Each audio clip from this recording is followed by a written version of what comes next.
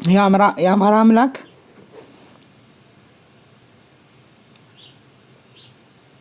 ያሸንፋል። ብዙ ተበድለናል።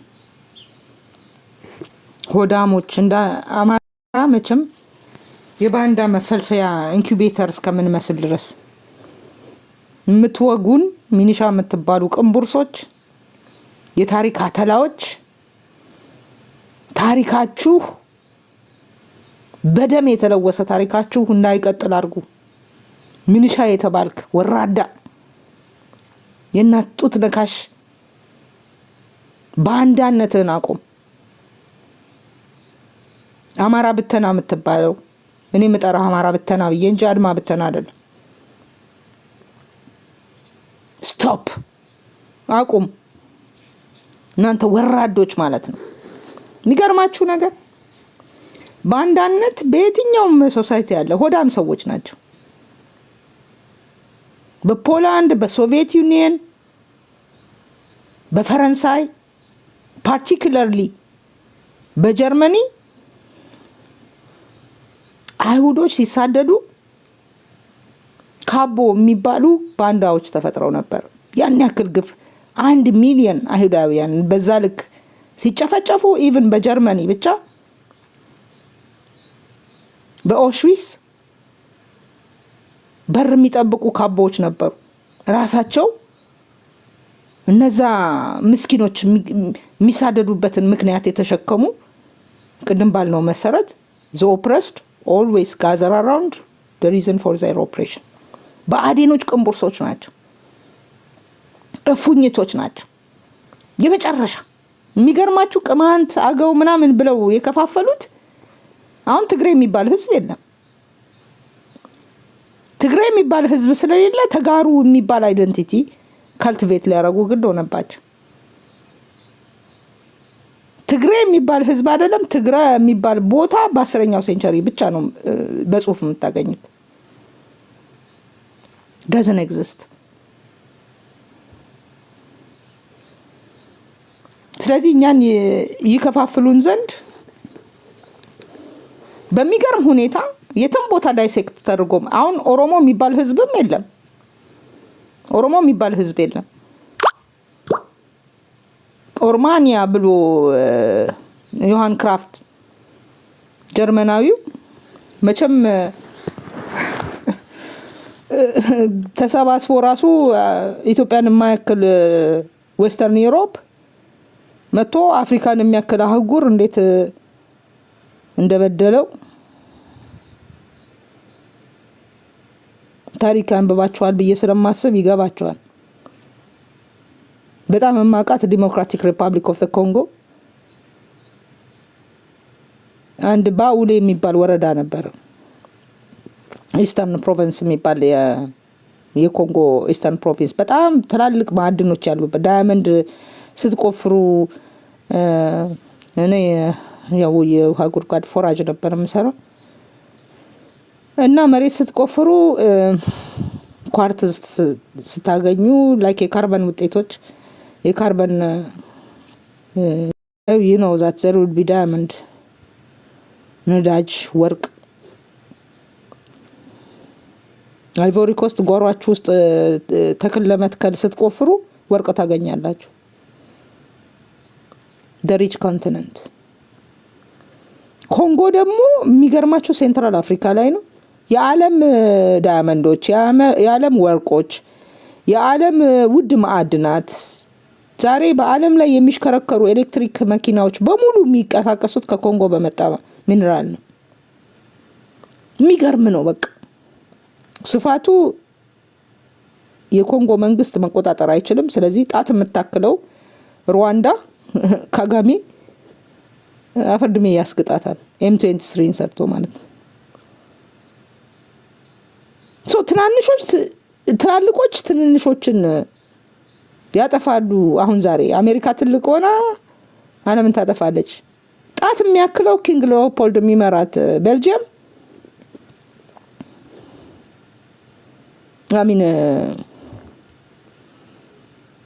ኮንቲኔንት የሚያክለውን ኮንጎ እንዴት እንደዛ አደረገው? በጭካኔ ማለት ነው። አሁን ለዓለም ወለፈንዲ የሆነበት ከኢትዮጵያ ትልቁ ፖፑሌሽን አማራ ነው። ጄኖሳይድ እየተፈጸመበት ነው። ጄኖሳይድ እኮ ማይኖሪቲ ላይ ነው የሚፈጸመው። ይሄ የሆነበት ምክንያት እኛ የባንዳ ማስፈልፈያ ስለሆነን ነው። ባንዳ ላይ መጨከን ያስፈልጋል። ባንዳ መስፍን ባንዳ ነው። የሰማችሁት መስፍን ከፈለኝ ይሰራው ባይዘው ወይ መስፍን ራሱ ከአብይ አህመድ ጋር ቀጥታ የተገናኘ የደህንነት ሰው ነው። እስክንድር ነጋ የተባለ ቅዘን እስክንድር ነጋ እኔ አይስዌር ነው የምላችሁ ቅዘን ይሻለኛል። እስክንድር ነጋና ቅዘን አንድ ላይ ቢቀመጡ ቅዘን የተሻለ መልክ ይኖረዋል። እኔ እስክንድር ነጋ የተባለ ቅዘን እንደውም ቅዘን በዛበት ምን ላርግ ምን ልበለው ስም ጠፋኝ። በዚህ ልክ የበደለን ስፍር ቁጥር የለውም።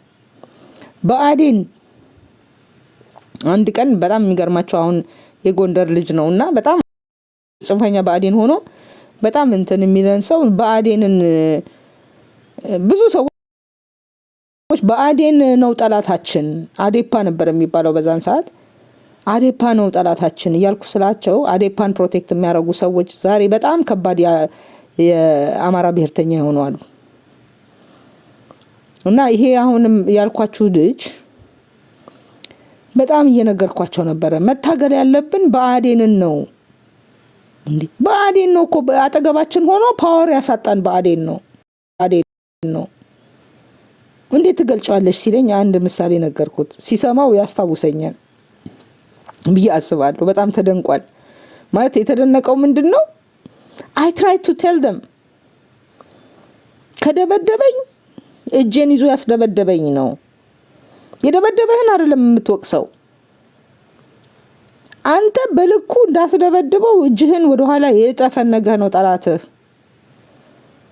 ምሳሌ የሰጠሁት ምንድነው? እንበልና አንድ አዳራሽ ውስጥ የተሰበሰቡ ሰዎች እሳት ቢነሳባቸው አልኩት። ያስታውሰዋል ቢሰማው ይሄን ነገር። አንድ አዳራሽ ውስጥ እሳት ቢነሳ ብዙ ሰዎች ተሰብስበዋል። ለመውጣት ሲሞክሩ ራሱ ወጥቶ ከኋላ መውጫ የብረት በሩን የዘጋብህ that is ብአዴን አልኩት። ሚነድ አዳራሽ ውስጥ ነን። ለመውጣት ስንሞክር ከኋላ በሩ ተዘጋብን። በሚነደው እሳት ውስጥ እንድንቀር እንዳናመልጥ ያደረገን ብዬ ነገርኩት። that's ብአዴን አልኩት። that's አዴፓ whoever is trying to limit our capacity to fight ከሚያደርጉን አካላት የበለጠ ጠላታችን ነው። አፋድ ስላችሁ እኔ በጣም ነው የሚዘገነኝ to be honest. I don't know how to tell you. አፋድ የአማራ ሆፕፉል ፕሮጀክት ነበር። አፋድ የአማራ ፋኖ ፕሮፐርቲ ነው። አፋድ የአማራ ፋኖ ፕሮጀክት ነበር። አንቲል ጥንባንሳው እስክንድር ነጋ የተባለ ጥንባንሳ እባብ መቶ አቦርት እስከሚያደርገው ኢማጂን 28ኛው ቀን ላይ 4 ድርጅቶች አይ ይሄ አካሄድ ላሰማችሁ ይችላል። ብዙ ጊዜ ስላሰማሁት ነው። እኔ ጋር የምትመጡ ልጆች ያው እንግዲህ እኔ ጋር የምትመጡ ልጆች ሰምታችሁታል። again and again 28ኛው ቀን የሆነው ነገር ምንድነው? አሁን እንኳን እኛ ተስማምተን ብንሄድ ነገ ችግር ይገጥመናል። አሁን በዚህ መልኩ የሚቋቋመው ድርጅት ለአማራ መፍትሄ አይሆንም፣ እናስብበት እባካችሁ እያሉ ሲለምኑ ነበር። ናርበኛ ሄኖክ፣ ናርበኛ ደሳለኝ፣ ናርበኛ አስረስ፣ ናርበኛ ዝናቡ ተው አስቡበት። በዚህ መልኩ ድርጅት ብናቋቁም የትም አንደርስም ተው እያሉ ሲለምኗቸው ነበር። ግን መስፍን ዛሬ እስክንድር አልካዳውም to be honest። እስክንድር ግማታም ቅዘን ሰው አይደለም፣ ሌባ ተውካት ምን ልበለው እኔ በቃ በጣም ሰውን ማዋረድ የሚችለው ነገር ራሱ የማይመጥ ነው ማለት ነው። ልክ ሊገኝለት የማይችል ወራዳ። በጣም ያሳዝናል የሆነው ነገር። በዚህ ልክ ሲጫወትብን ግን ትዝ የሚለኝ እንደነገርኳችሁ ብርሃኑ ነጋን የታገልኩት ነው። ብርሃኑ ነጋ እንደዚህ ነው፣ ብርሃኑ ነጋ እንደዚህ አይነት ነው፣ ብርሃኑ ነጋ ምናምን እያልን የአርበኞች ግንባርን እንዴት አድርጎ ሰርቆ ግንቦት 7 እንዳደረገው ዛሬ ተስፋውን የተባለ አንድ ኤድሳም አለ።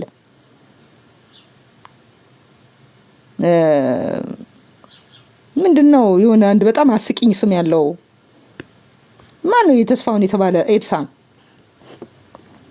ደግሞ ጣረው ሞት ኤድስ ይዟቸው እንኳን የማይሞቱ ክፉዎች ናቸው። እናገኘው ተሻገር እነ ፈንታው ሟቤ ሶሪ ደግሞ ድንጋይ ወርውሩብኝ ከፈለጋችሁ ባናታችሁ ተተከሉ። በሽተኞች ናቸው።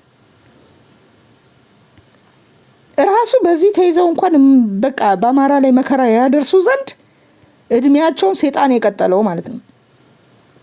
እና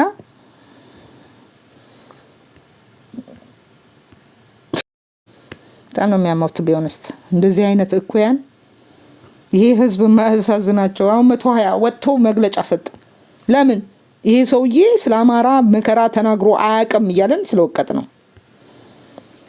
እስክንድር ነጋ ወጥቶ እንደዛ ያለው ምንድነው? ራሱን ለማዳን አማራን መከራ የማድረስ ዘመኑን ለማርዘም።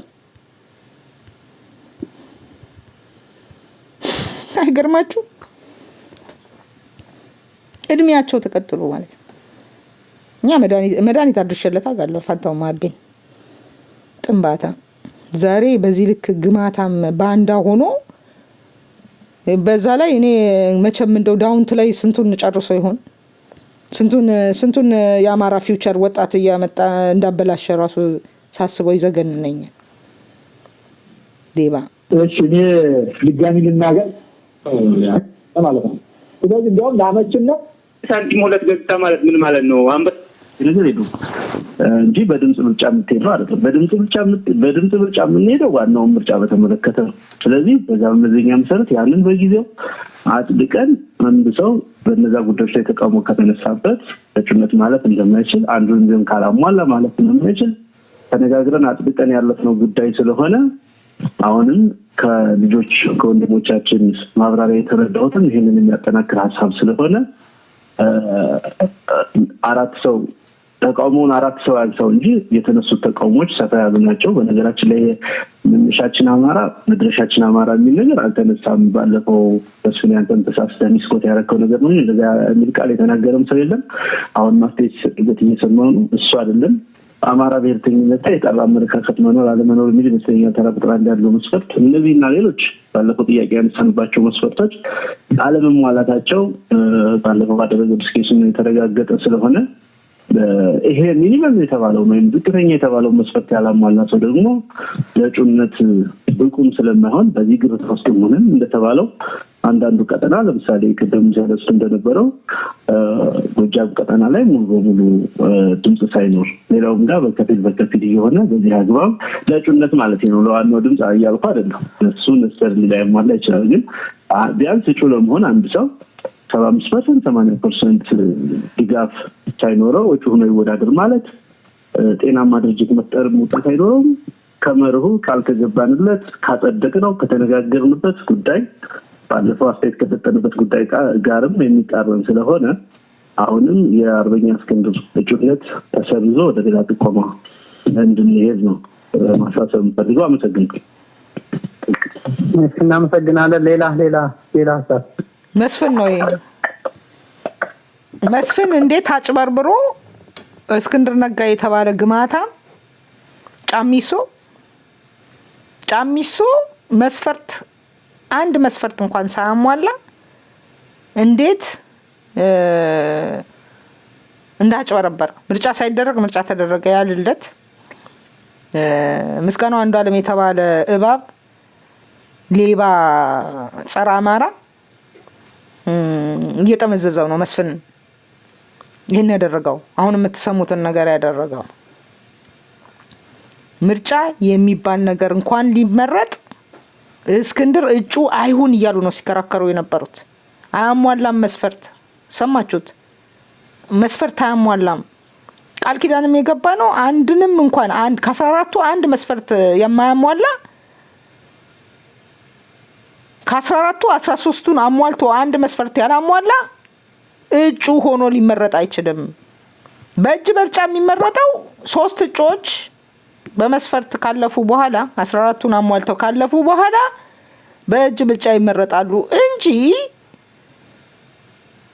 እስክንድር ነጋ እጩ መሆን አይችልም የሚል ክርክር ነው በመጨረሻው በ28ኛው ቀን የተደረገው ስብሰባ። አስረስ ያንን ነው የተናገረ። ይሄ ሰው እጩ መሆን አይችልም፣ መሪ መሆን አይችልም አይደለም ያለው፣ እጩ መሆን አይችልም። መስፈርት አያሟላም፣ ሰራዊት የለውም፣ ገዢ መሬት ይዞ እያስተዳደረ አይደለም፣ በአማራ ብሔርተኝነት ለአማራ የሚል ትግል አላደረገም። ለአማራ ባለፉት ትግሎች ውስጥ ጉልህ አስተዋጽኦ ያደረገ ነው የሚለው። እስክንድር እኔ አማራ ነኝ እንኳን ማለት የማይችል ሰው ነበር። ድንገት ፋኖ ጋር በፓራሹት ወርዶ ከመቀዘኑ በፊት ማለት ነው። ስለዚህ መስፈርቱን ስለማያሟላ ይሄ ሰው እጩ መሆን አይችልም፣ መሪ መሆን አይችልም አይደለም። መሪ ለመሆን ከሚወዳደሩ 3 እጩዎች ውስጥ አንዱ መሆን አይችልም ነው። እጩ መሆን መስፈርት አለው። እስክንድር መስፈርቱን አያሟላም፣ እጩ መሆን አይችልም፣ ከታጩት 3 ሰዎች መሆን አይችልም የሚል ነገር ነው የመጨረሻው ስብሰባ የተነጋገረው። ምርጫም አልተደረገም። ከአስረስ በፊት ዝናቡ ተናግሯል። ዝናቡ እኔ ይሄ ነገር የሚሆን አይመስለኝም፣ ሰራዊቴን መክዳት አልፈልግም፣ ለሰራዊቴ ታማኝ ስለሆንኩኝ እናንተ የምታደርጉት ነገር ደግሞ ትክክል አይደለም ብዬ ስለማምን በዚህ ሂደት ውስጥ አልሳተፍም፣ ካሁን ጀምሮ ወጥቻለሁ ብሎ አንድ ድምጹን ይዞ ወጥቷል። አስረስ ወክሎ የመጣው አርበኛ ዘመነ ካሴን ነው። አስረስም ከፈለገ አርበኛ ዘመነ ካሴ መጥቶ ትክክል አይደለም ይበለኝ እንጂ አሁን እየተካሄደ ያለው ነገር ትክክል ስላልሆነ ከዚህ ሰዓት ጀምሮ እዚህ ውስጥ እንዳትከቱኝ የለሁበትም ብሎ ጎጃም 100% ከዚህ ፕሮሰስ ውስጥ እስክንድር እጩ መሆን አይችልም ብሎ እንጂ እስክንድር መሪ መሆን አይችልም ብሎ አይደለም የወጣው። እስክንድር እጩ መሆን አይችልም ብሎ ጎጃም 100% ከአርበኛ አስረስ በፊት አርበኛ ዝናቡ ወጥቷል። አሁን አርበኛ አስረስ ሲወጣ ጎጃም ኮምፕሊትሊ አፋድ ምስረታ ላይ አልሳተፍም ብሎ ወጥቷል። እግዚአብሔር ያሳያችሁ። መስፍን እየተጋጋጠች ነው። የደህንነቷ የአብይ አህመድ ደህንነት ናት። መስፍን ከፈለኝ ደህንነት ናት። ባልደራስ ውስጥ ስንት ሰው አስጨፍጭፎ የመጣ ነው ከእስክንድር ጋር። አስረስን የምትደግፉ አሳውቁ። አያችሁ፣ ሌላ ሀሳብ ስጡኝ እያለ ነው። አስረስ ወጥቷል፣ ዝናቡ ወጥቷል። አስረስን የምትደግፉ እያለ ነው። ደጋፊ ይመጣል ነው። በጣም ይሄ ንግግር አሁን የምትሰሙት ድምፅ የአርበኛ ሄኖክ ነው። እነ ሀብታሙ አያሌው በክራንቻቸው የነከሱት ሰው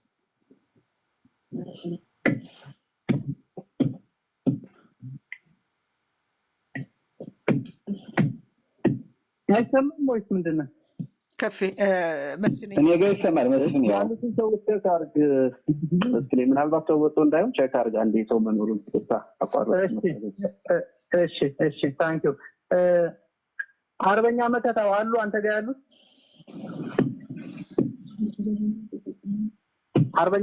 አርበኛ መከታው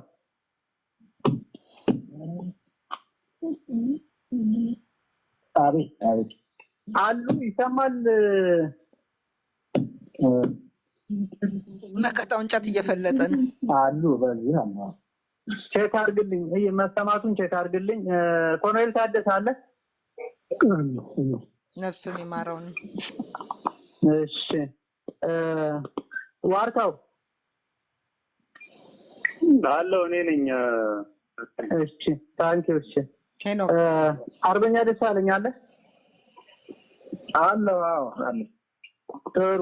አሁን አርበኛ አስረስ የሰጠውን የተናገረውን ሰምታችሁ ከሆነ ያው የባለፈውን በዛው ማለት የለበትም፣ ተቃውሞ አለበት። ብዙዎቹን ሚኒመም ሪኳየርመንት አያሟላም ማለት የለበትም ብሎ አብራርቷል። እጩ መሆን ከሱ የተለየ ሀሳብ ያለው ወይም ድጋፍ ካለ ጠይቃለሁ። መስኔ እኔ አንድ ሀሳብ እሺ አርበኛ ሄኖክ ምናልባት ካገኘሁት የባለፈው ውይይት መረጃም የሰማሁትን ጨምሬ ነው የማወራው። በድምጽ ብልጫ ተደርጎ ከሆነ አሁን ይሄ መስፈርት ጉዳይ ስለሆነ መጀመሪያውኑ ወይ በድምጽ ብልጫ ነው መሆን ያለበት ጉዳዩ። ካልሆነ ወደ መስፈርት ከገባን በኋላ መስፈርት ነው እንጂ የሚዳኘው ድምጽ ብልጫ ሊዳኘው በፍጹም አይችልም። እና አንዱ መሰረታዊ ስህተት እሱ ነው። የድምጽ ብልጫ የሚለው ጉዳይ በደንብ ሪጀክት መደረግ ያለበት ይመስለኛል። ሌላኛው መሰረታዊ ጉዳይ ግን እዚህ መነሳት የሌለባቸው ሀሳቦች ገና ኢማቹር የሆኑ ወደፊት መብሰል ያለባቸው ሀሳቦች ግን በተደጋጋሚ እየተንጸባረቁ መሆኑን ሰምቻለሁ። ለምሳሌ የመነሻ ጉዳይ የመድረሻ ጉዳይ ይወራል እና መነሻችን አማራ፣ መድረሻችን አማራ፣ መነሻችን አማራ፣ መድረሻችን ኢትዮጵያ የሚባሉ ጉዳዮች ወደፊት ድርጅታችን ሊወስነው የሚገባ ምናልባት በኢትዮጵያ ዕጣ ፈንታ ላይ መክረን የመጨረሻ ውሳኔ ልናሳልፍበት የሚገባ እንጂ አሁን የሆነ አካል ወይም የሆነ ድርጅት ይዞ ስለመጣ እዚህ ድርጅት ውስጥ ያነ እንደ ስሎጋን መነገር ያለበት ጉዳይ መስሎ አይሰማኝም። እኔ ይሄ ነገር ለድጋሜ ለክርክር የሚቀርብ ባይሆን ሁለት መሰረታዊ ጉዳይ አለው። አንደኛ ታጋዩን በመጀመሪያ ደረጃ አሁን እንደ አማራ ስለሆነ የወጣ ነው የተወሰነውን ጽንፈኛ የተወሰነውን ለዘብተኛ ብሔርተኛ በማስመሰል የሚሄድ ፖለቲካ በፍጹም መጨረሻው የሚያምር አይደለም፣ ወደ መጨረሻ ማያደርሰንም። አንዳንዶቻችን ለኢትዮጵያውያን ለሚባለው ኃይል በጣም ቅርብ፣ አንዳንዶቻችን ደግሞ ኢትዮጵያውያን ለሚባለው በጣም ጽንፈኛ ብሔርተኛውን ሩቅ የማስመሰል አይነት አዝማሚያም ይዞ ስለሚመጣ ሲቀጥል ደግሞ የሌሎችን ብሔረሰቦች ዕጣ ፈንታ ከወዲሁ እኔ ልወስንልህ የሚል ሀሳብም ስላለው እሱን ጉዳይ በደንብ ልናስብበት የሚገባ ነው። ባለፉት 50 ዓመታትም የተቀጣ ነው በዚህ ምክንያት ስለሆነ ውሳኔ የሚፈልግ ፎርዛት ማተር የአማራ ሕዝብ ሊወስነው የሚገባው ጉዳይ እንጂ ይሄ የኛ ውሳኔ ብቻ ላይሆን ይችላል እና በዛ ደረጃ መታሰብ አለበት። አንዳንዴ በጣም የቆዩ ነገሮችን በተለይ በዚህ ሀገር ላይ በተደጋጋሚ ሲነሱ የነበሩ ነገሮችን አሁን ወደዚህ ወደ በአዲስ ሀሳብ እንሄድበታለን ነው ወደ ምንለው ፖለቲካ መምጣት የሌለባቸው ጉዳዮች አሉ። ለምሳሌ ኢትዮጵያና አማራነት የአንድ ሳንቲም ገጽታ ናቸው ምናምን የሚለው ሀሳብ እኔ አሁን አይገባኝም። ለምን ይሄ ሰውዬ ይሄን ያነሳ ሰው ካለ ይሄ እየተነሳ ያለው አንድ ሳንቲም ሁለት ገጽታ ማለት ምን ማለት ነው? አንበሳና ጋዘን ማለት ነው ወይስ የነሐሱ ማለት ነው? ምን ማለት ነው? አንበሳና ጋዘን ከሆነ እውነት ነው አንበሳና ጋዘን ልንሆን እንችላለን። እሱንም ግን ቁጭ ብለን የምንወስነው ጉዳይ ነው። እንደተባለው የሳንቲሙ አካል ከሆነ ደግሞ የሳንቲሙ አካል አይደለም የሚለውን ራሱ በጣም ቁጭ ብለን ልንወስነው የሚገባ ነው እና በዚህ 50 ዓመት ውስጥ ሀገር የሰጠችንና የተቀበልነው ነገር ከዚህ ሀገር ያገኘናቸው ነገሮች ምንድናቸው የሚሉት መገምገም ያለባቸው፣ ጥቅሙም ደግሞ ምንድነው የሚለው መገምገም ያለበት፣ በምን መንገድ ነው መሄድ ያለብን የሚለው ወደ ፊውቸር ስትራቴጂ ደግሞ እሱን መወሰን ያለብን ጉዳይ ነው እና እንደዚህ አይነት ጉዳዮች ሲነሱ ወደ ማንወጣው ንትርክ እያስገቡ ስለሆነ አሁን ሰሞኑንም ሚዲያም ላይ ጉዳዮች እነዚህ ናቸው። እውነት ለመናገር አልተስማሙም በዚህ ምክንያት እየተባለ ነው እየተወራ ያለው እና እንደዚህ አይነት ኢሹዎች መምጣት የለባቸውም። አሁን እዚህ መድረክ ውስጥ ያለው ኃይል አማራ ነው፣ የአማራ ልጅ ነው እየመራ ያለው፣ የአማራን ትግል ነው እየመራ ያለው፣ ማንንም አይደለም እየመራ ያለው። በአማራ መሬት ነው እየታገለ ያለው፣ አማራ ነው፣ የአማራን ትግል ነው እየመራ ያለው። ስለዚህ የሚያወራው እንደ አማራ ነው። እንደ አማራ ሲያወራ የአማራ ድርጅትን ይፈጥራል፣ የአማራ ድርጅት መሪን ይመርጣል። ይሄ ነው መሆን ያለበት እና ከዚህ ሳንወጣ መሪን ከመምረጥ ድርጅትን ከማቋቋም የድርጅቱን የወደፊት ጉዳዮች ደግሞ አንድ ላይ በምንሰባሰብበት ጊዜ የመወሰን እንጂ አሁን እያነሳንና እየጣልን በጣም የምንታረቅበት ከሆነ የተወሰኑ ሰዎች ንትርክ ነው የሚሆነው። እኔም የራሴን ሀሳብ አወጣለሁ። በዛ በጎንደር የሆነ ሀሳብ ይመጣል፣ በጎጃም የሆነ ሀሳብ ይመጣል። እንዲህ ነው የሚሆነው። ስለዚህ የንትርክ ቤት ነው እየሆነ የሚሄደው እና ከዚህ እንድንወጣ አንተ በደንብ ይህን ጉዳይ አቅጣጫ ብታሲ በቦት ከነበረ ቦቱ ይቅርና ግልጽ ያልሆኑ ነገሮች ካሉ ምናልባት ግልጽ የሚሆኑ ነገሮች አሉ ከተባለ ምናልባት ኮሚቴ ተዋቅሮ ሊታይ የሚገባው ጉዳይ አለ ምናምን ሲባል የነበረ ነገር እንዳለ ሰምቻለሁ። አንድ ሁለተኛ ነገር ደግሞ በተለያዩ ክፍለ ሀገሮች ላይ ፋኖ አሁን ለምሳሌ ህዝባዊ ሰራዊቱ ወሎም አለኝ፣ ጎንደርም አለኝ፣ ሸዋም አለኝ ብሏል። በግልጽ መታወቅ መቻል አለበት። ለምሳሌ ጎንደር ካለው የጎንደር እዝ ከሆነ የጎንደር እዝ በትክክል መታወቅ አለበት። ካልሆነ አርበኛ አርኬዝ ይሰራል፣ መታተፍ አይኖርበትም። ከሆነ ደግሞ በምን ያክልን ምንድን ነው ያለው ነገር የሚለው በደንብ መታወቅ አለበት። ወሎ ላይ ማን ነው ያለው? እየተሳተፍን ያለ ነው እኛ ከሆነ እኛ መኖር የለብንም። የሚወክለን እሱ ከሆነ እሱ ነው የሚወክለን። ካልሆነ ደግሞ እኛው ራሳችን ከሆነ እኛ ራሳችንን ወክለን እንመጣለን። ሸዋም እንደዛው በዛ ደረጃ መሳተፍ መቻል ኢቭን ሁላ ይኖርበታል። እና ከዛ በተጨማሪ አይተማም። አሁን ቀጥልልኝ፣ በመሀል ተቋርጦ ነበር።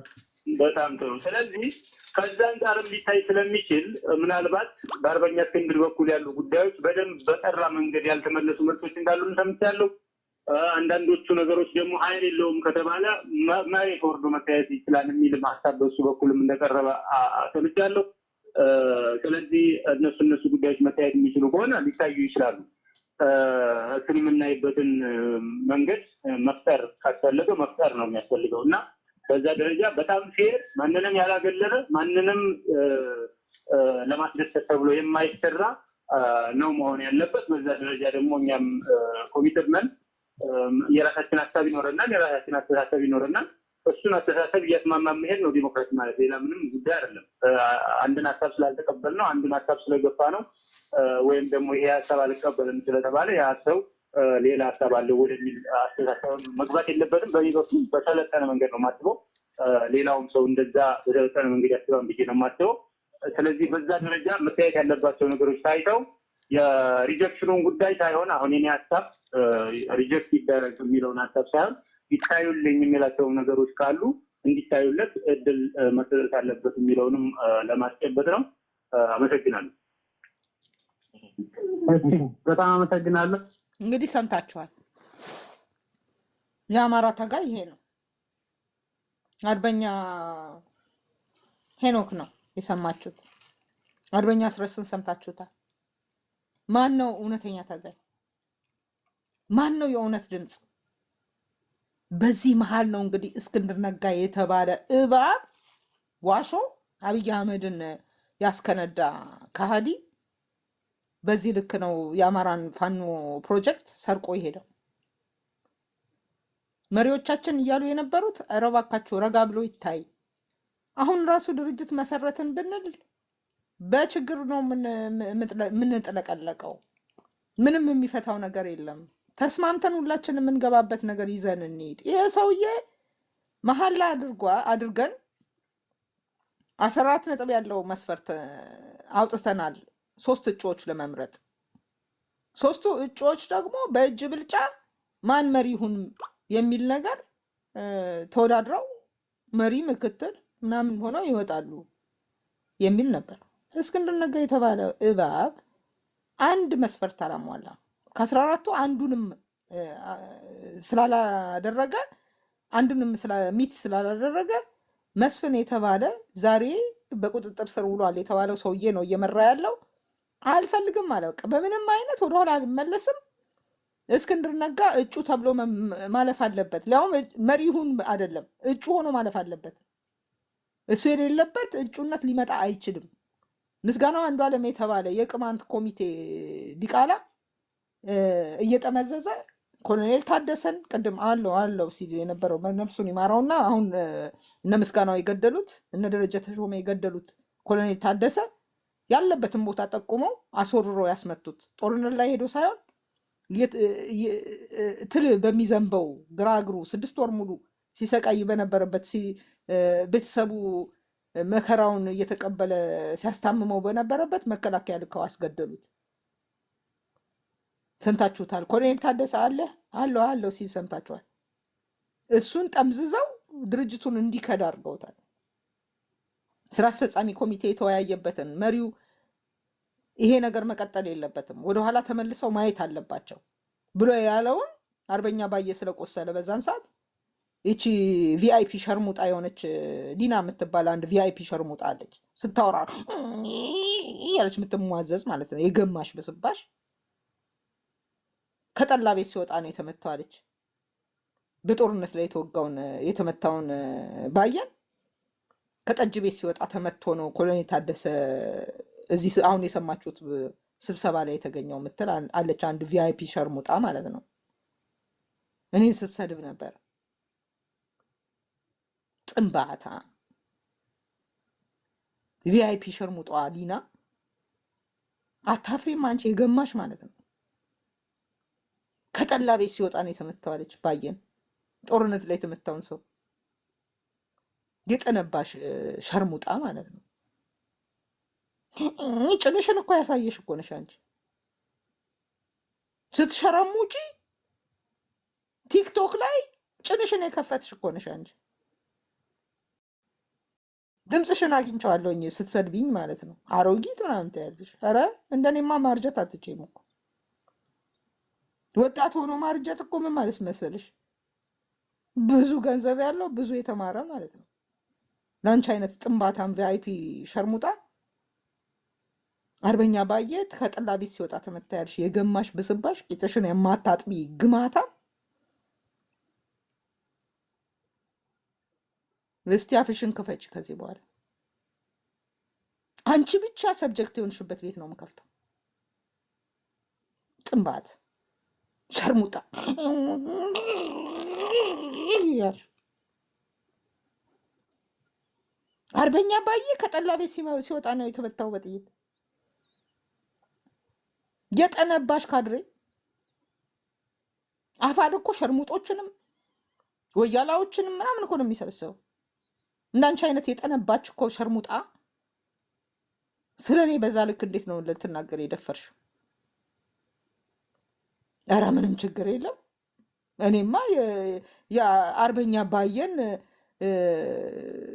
የጫማውን ብናኝ እንኳን የማላክል ሰው ነኝ።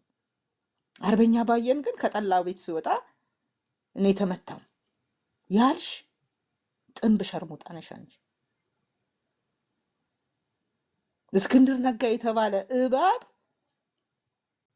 ኤድሳም የእሱ ገረድ ነሽ አንቺ። እስቲ አፍሽን ክፈች። አይስዌር ነው የምልሽ። እስቲ አፍሽን ክፈች። ጭንሽን ክፍት አድርጌ ስቀጠቀጠሽ ነው ሞሉ። ቢኮዝ ከፍተሽ ስለሰጠሽ ማለት ነው። ከፍተሽ እዚህ ጋር ጭንሽን የከፈትሽ ቪአይፒ ሸርሙጣ ስለሆንሽ ማለት ነው። ቲክቶክ ላይ ጭንሽን ያሳየሽ ስለሆንሽ መልክሽንም አያውቀዋለሁ። ፎቶሽንም ዱቅ አድርጌ ነው የምቀጠቀጠሽ ማለት ነው። እንደናንተ አይነት ጥንባታሞች ኮልሚማሜ የሚባል ጎጃሜ ያልሆነ ጎጃሜ ነን ብለው ነው ጎጃምን ደግሞ የሚገዘግዙት። ምላሱ የተቆለፈበት ፈጣጣው ራሱ አይኑን መክፈት ያቃተበት እያንዳንዳችሁ ማለት ነው። አማራን ለማሰናከል በዳዴ ለማስኬድ የምትሰሩ ጥንቦች እናንተ አማሮች። አንቺ አሁን አማራ አይደለሽ የጠነባሽ አንቺ አማራ ልትሆኛችን። ኮልሚማሜ የተባለ ግዝግዝ አማራ ሊሆን አይችልም። የአብይ አህመድ ገረድ እኮ ነው፣ ጋላ ነው። ባይዘወይ አንድ ቀን ምን ሲል ቀዳሁት መሰላችሁ? ፋይሉ አለኝ ካስፈለገ ፈልጌ ያመጣዋል። አንዷ አይ ቲንክ እና አርበኛ ዘመነ ካሴን ልትሰድብ ብላ እነሱ እኮ ናቸው የሚያጓትቱት ጦርነቱ ከአማራ ክልል እንዳይወጣ ወደ ኦሮሚያ እንዳይሄድ እኮ ነው እየተከላከሉ ያሉት እያለች እና አርበኛ ዘመነ ካሴን ትወቅጣለች። አጅሬ ግዝግዙ ጉሙዙ ኮልሚማሜ እንዴ ምን እያልሽ ነው? ጦርነቱ ለምን ከአማራ ክልል ይወጣል እንዴ? ከዛ እኮ ሲወጣ እኮ ኦሮሞ ክልል ነው የሚሄደው። ኦሮሞን እንዲነካ አልፈልግም አለ። አያችሁ፣ እንዲህ አይነት ግሞች ናቸው የተሰበሰቡት አፋድ በሚባለው ውስጥ። እስክንድር ወይም ሞት የሚሉ አማሮች አይደሉ።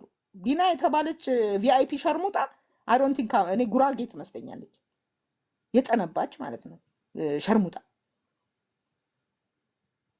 እንደዛ አፍሽን ስታላቅቂ እንዳልሰማሽ ተደበቂ። አሁንማ ምን አይን አላችሁ? ምን አፍ አላችሁ? ምን ፊት አላችሁ? እና ትወጣላችሁ። የአማራ ጠላት መሆናችሁ ስለተረጋገጠ ማለት ነው። እና በጣም የሚገርማችሁ አርበኛ ባየቀናው ከጠላ ቤት ሲወጣ ነው የተመታው ሲዋጋ አይደለም እያለች ያንን የቪአይፒ ሸርሙጣ ጭኗን እየከፈተች እዚህ ጋር ስታወራ የነበረች ጥንባታ ማለት ነው። በከፍ ያለው ሞት ውስጥ ሁላ ያለች ይመስለኛል። ሺኒው ከፍ ያለው እንደሚገደል የምታውቅ የጠነባች ጥንባታም ብልጽግና ነች። ከፍ ያለው ጥፋት አጥፍቷል። ነፍስን በገነት ያኑረው። መቼም ኃጢአት የማይሰራ ሰው የለም ብዬ ነው የማስበው። ጥፋት ግን አጥፍቷል። ከእስክንድር ጋር ተሰልፎ ውባንተን ያክል ጀግና ገብርዬ ክፍለ ጦርን የወለደችውን ጉናን የሰራን ሰው ክዷል። አርበኛ ባየ ማለት ሜጀር ጀነራል ውባንተ አባተ ነው።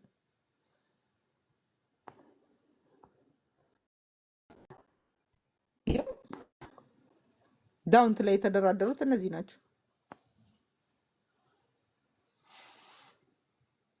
እነዚህ ናቸው። ከፍ ያለው ይታያቸዋል ከባንዳው ፈንታውን ጋር አጠገብ። እነዚህ ናቸው ዳውንት ላይ የአማራን ትግል ሸክፈው የሰጡት ማለት ነው። ቢችሉ ኖሩ እባብ የልቡን አይቶ እግሩን ነሳውና ይሄ የባንዳ ስብስብ ጭናቸውን እየከፈቱ ሸርሙጦች ፕሮሞት የሚያደርጉት አማራ ያልሆኑ ጎጃምን የማያውቁ ወይም ጎጃም ላይ የበቀሉ ጉሙዞች እንደ ኮልሚ ማሜ አይነቶች የአማራን ትግል ለመሰንከል እግሩን ሰብረው በዳዴ ለማስኬድ ሲጣጣሩ የተሸነፉበት በጀግኖች ወንድሞቻችን በጀግኖች እህቶቻችን የተደፈቁበት ነው። እባብ ግን የልቡን አይቶ ነው እግር የነሳ። እባቦች አሁን ዛሬ ነፍሳቸውን አጥተዋል። ፋንጋቸውን መርዛቸው ተፍተዋል። እባቦች ትል ሆነዋል። እናንተ ጠንባታሞች ማለት ነው። ዳባት ላይ እልም ያለ ጦርነት ከፍተዋል። መከላከያ ልከው ስቶፕ አማራ ጀኖሳይድ ሶሪ በጣም ኤኒዌይ የታገቱ ሲሆን ካሜንድ ስፒክ ሶሪ በጣም ስሜታዊ ስለሆንኩ ብዙ ላወራ እችላለሁኝ። ከንጓ ሄድ የታገቱት የአማራ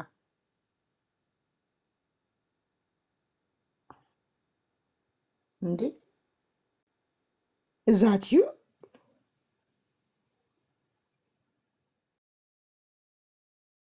ከየት ተገኘሽ? ማይ ጋድ የት ሄደሽ ነው የጠፋሽው?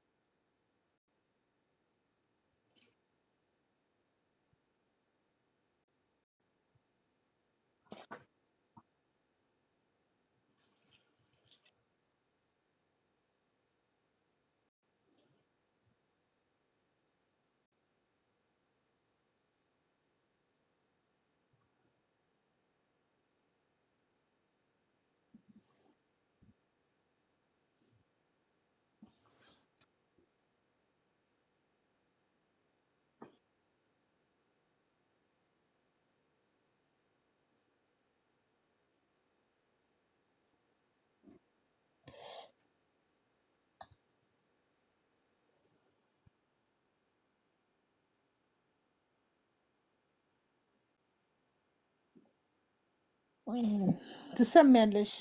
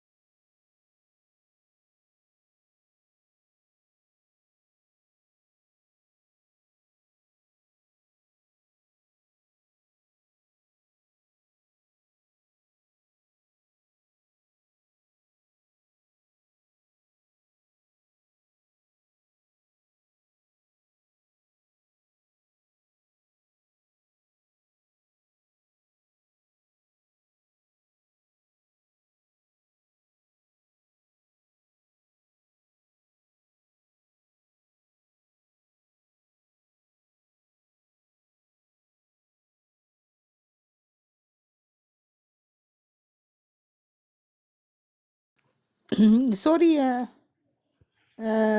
አወዛ ወይ በኤርፎን ነበር መሰማሽ እና እስከምደርስ ድረስ ነው ዝም ያልኩት። አገኘሽው? አዎ እስከምታገኝ። አዎ ቆይ በጣም ሰፖርት። አዎ አይ ሪሜምበር ኦፍ ኮርስ እሱን ብዙ ጊዜ አጫውቼዋለሁኝ። በጊዮን ሚዲያ የታፈነለት ያደረገው ኢንተርቪው ነው። ያ ነቂዎችን ነው የሚገድለው። እስከምታመጪ እንዳሰማ ያ መሰረት አድርጎ በትላንትና የዜና ዘገባችን የተወሰነ ጉዳዮችን ጠቀስ ለማድረግ ሞክረናል። የአማራ ፋኖ በጎጃም፣ የአማራ ፋኖ በጎንደር፣ የአማራ ፋኖ በሸዋ እዝና የምስራቅ አማራ ፋኖ በጋራ ያወጡትን መግለጫ በተመለከተ በእርግጥ መግለጫው የነሱ ነው ወይ፣ መግለጫውን ለማውጣት በዚህ ወቅት ለምን ፈለጉ የሚሉና ቀጣይ ሁኔታዎችን በተመለከተ እንግዲህ በሸዋ ካለውና በርካታ የፋኖ አደረጃጀቶችን ወደ አንድ በማምጣት የተመሰረተው የአማራ ፋኖ በሸዋ እዝ ቃል አቀባይ ዶክተር አብደላ አድሪስ አጠር ያለ ማብራሪያ እንዲሰጠን ጋብዘናል። ሌሎችንም በየደረጃው ቀደም ሲል እንደጠቀስነው የአማራ ፋኖ በጎጃም፣ የአማራ ፋኖ በጎንደርና የአማራ ፋኖ የምስራቅ አማራ ፋኖም በየበኩላቸው መግለጫውን አስታከው የራሳቸውን አስተያየት እንዲሰጡ ወደፊት ሁኔታዎች እናመቻቻለን። በትላንትናው ዕለት የዜና ዘገባውን ከማቅረባችን በፊት መግለጫው ከነሱ መውጣቱን አረጋግጠን የዜና ዘገባ አቅርበናል። ይህን ተከትሎ እንግዲህ የተለያዩ አስተያየቶች ይሰጣሉ። በእኛ በኩል ቀደም ሲል እስክንድር ነጋ የሰጠውን መግለጫ መሰረት አድርገን ዘገባ ማቅረባችን ይታወሳል። ወደፊትም የአማራ ህዝባዊ ሰራዊት በእስክንድር ነጋም ሆነ በሌሎች አመራሮች በመግለጫው ላይ አስተያየታቸውን ከሰጡ አስተያየታቸውን ለማስተናገድ በየትኛውም ጊዜ ዝግጁ ነን። በአርበኛ ዘመነ ካሴ የሚመራው የአማራ ፋኖ በጎጃም፣ በአርበኛ ባዬ የሚመራው የአማራ ፋኖ በጎንደር፣ በአርበኛ አሰግድ የሚመራው የአማራ ፋኖ በሸዋ እዝና በሻለቃ ምሬ ወዳጆ የሚመራው የምስራቅ አማራ ፋኖ በጋራ ያወጡትን መግለጫ በተመለከተ መግለጫውን ለማውጣት የተገደዱት ሰሞኑን መጋቢት 6 ቀን 2016 ዓ.ም እስክንድር ነጋ የአማራ ህዝባዊ ሰራዊት በሚል ቀደም ሲል የአማራ ህዝባዊ ግንባር የሚለውን አደረጃጀት ወደ አማራ ህዝባዊ ሰራዊት የተለወጠበትን የኋላ ታሪክ ጭምር ጠቅሶ በውጭ ሀገር ይወክሉኛል ያላቸውን የመደበበትን መግለጫ ላይ የሰጣቸው አስተያየቶችን መሰረት በማድረግ በመግለጫው ተቃውሟቸውን አቅርበዋል። የአማራ ህዝባዊ ሰራዊት የሚባል መሬት ላይ የተለየ አደረጃጀት እንደሌለ በመግለጽ ትግሉ ላይ እንዲህ አይነት እንቅፋት መፍጠር እንደማይገባ በመግለጫቸው ለማንሳት ሞክረዋል። በሀገር ውስጥና በውጭ ላለው ህዝብ ለመገናኛ ብዙሃንም በመግለጫው ላይ ሰፋ ያለ ጥሪ አድርገዋል። በዚህ መግለጫቸውም የአማራ ህዝብ የቁርጥ ቀን ታጋዮች ባደራጁት ህቡ አደረጃጀትና ልዩ ልዩ የአማራ ፋኖ መዋቅሮች በጥምረት ባደረጉት የትግል እንቅስቃሴ የመጀመሪያው የትግል ምዕራፍ በመጋቢት 24 ቀን 2015 ዓ.ም በህዝባዊ ዓመት ሲያስጀምሩ ትግላችን ያለምንም መከፋፈል የተሳካ ህዝባዊ ትግልን በማስጀመር የተቀመጠለትን ግብ መጥቶ ነበር። በአራቱም ግዛቶች የነበሩ የፋኖ መዋቅሮች በአማራ ፋኖ አስተባባሪነትና በአማራ ህዝብ የቁርጥ ቀን ልጆች መሪነት ከህዝባዊ አመፁ ቀጥሎ በትጥቅ ትግል የክልሉን ዋና ዋና የወረዳና የዞን ከተሞችን በመቆጣጠር የጨቋኙን መንግስት ክልላዊ መዋቅር ማፈራረስ ተችሎ ነበር ያለው መግለጫቸው በዚህ ወቅት የነበረንን አቅም ክፍተት ለመድፈንና ትግላችንን ከአማራ ክልል በማስወጣት ያገዛዙ ቁንጮ ወዳለበት ወደ ሀገሪቱ ርዕሰ ከተማ ለመገስገስ በምንሞክርበት ወቅት በእስክንድር ነጋ ለጠላቶቻችን በሚመች መንገድ የትግል ጓዶቹን በመክዳት የነበረበትን ህቡ አደረጃጀት በመተውና ከአማራ ፋኖ መዋቅርን በማፈንገጥ ለህዝባችንና ለዓለም አቀፉ ማህበረሰብ የተሳሳቱ መረጃዎችን በመልቀቅ ህዝባዊ ግንባር የሚባል ወታደር አልባ የትጥቅ ትግል የሚያደርግ ድርጅት ማቋቋሙን አስታውቋል በማለት በዚህ በተቋቋመ አዲስ ድርጅት ምክንያት በየዕለቱ በአማራነቱ የጅምላ ፍጅት እየተፈጸመበት ያለው ህዝባችን እንዲወናበድ ያደረገ ሲሆን የአማራ ፋኖን ትግል ሲጀመር ጀምሮ ሲደግፉ የነበሩ ዓለም አቀፍ የአማራ ድርጅቶችና የትግሉ የሀብት ምንጭ የሆነውን የአማራ ዲያስፖራን በብዙ መልኩ እንዲከፋፈል አድርጓል በማለት ወቀሳ አቅርበዋል።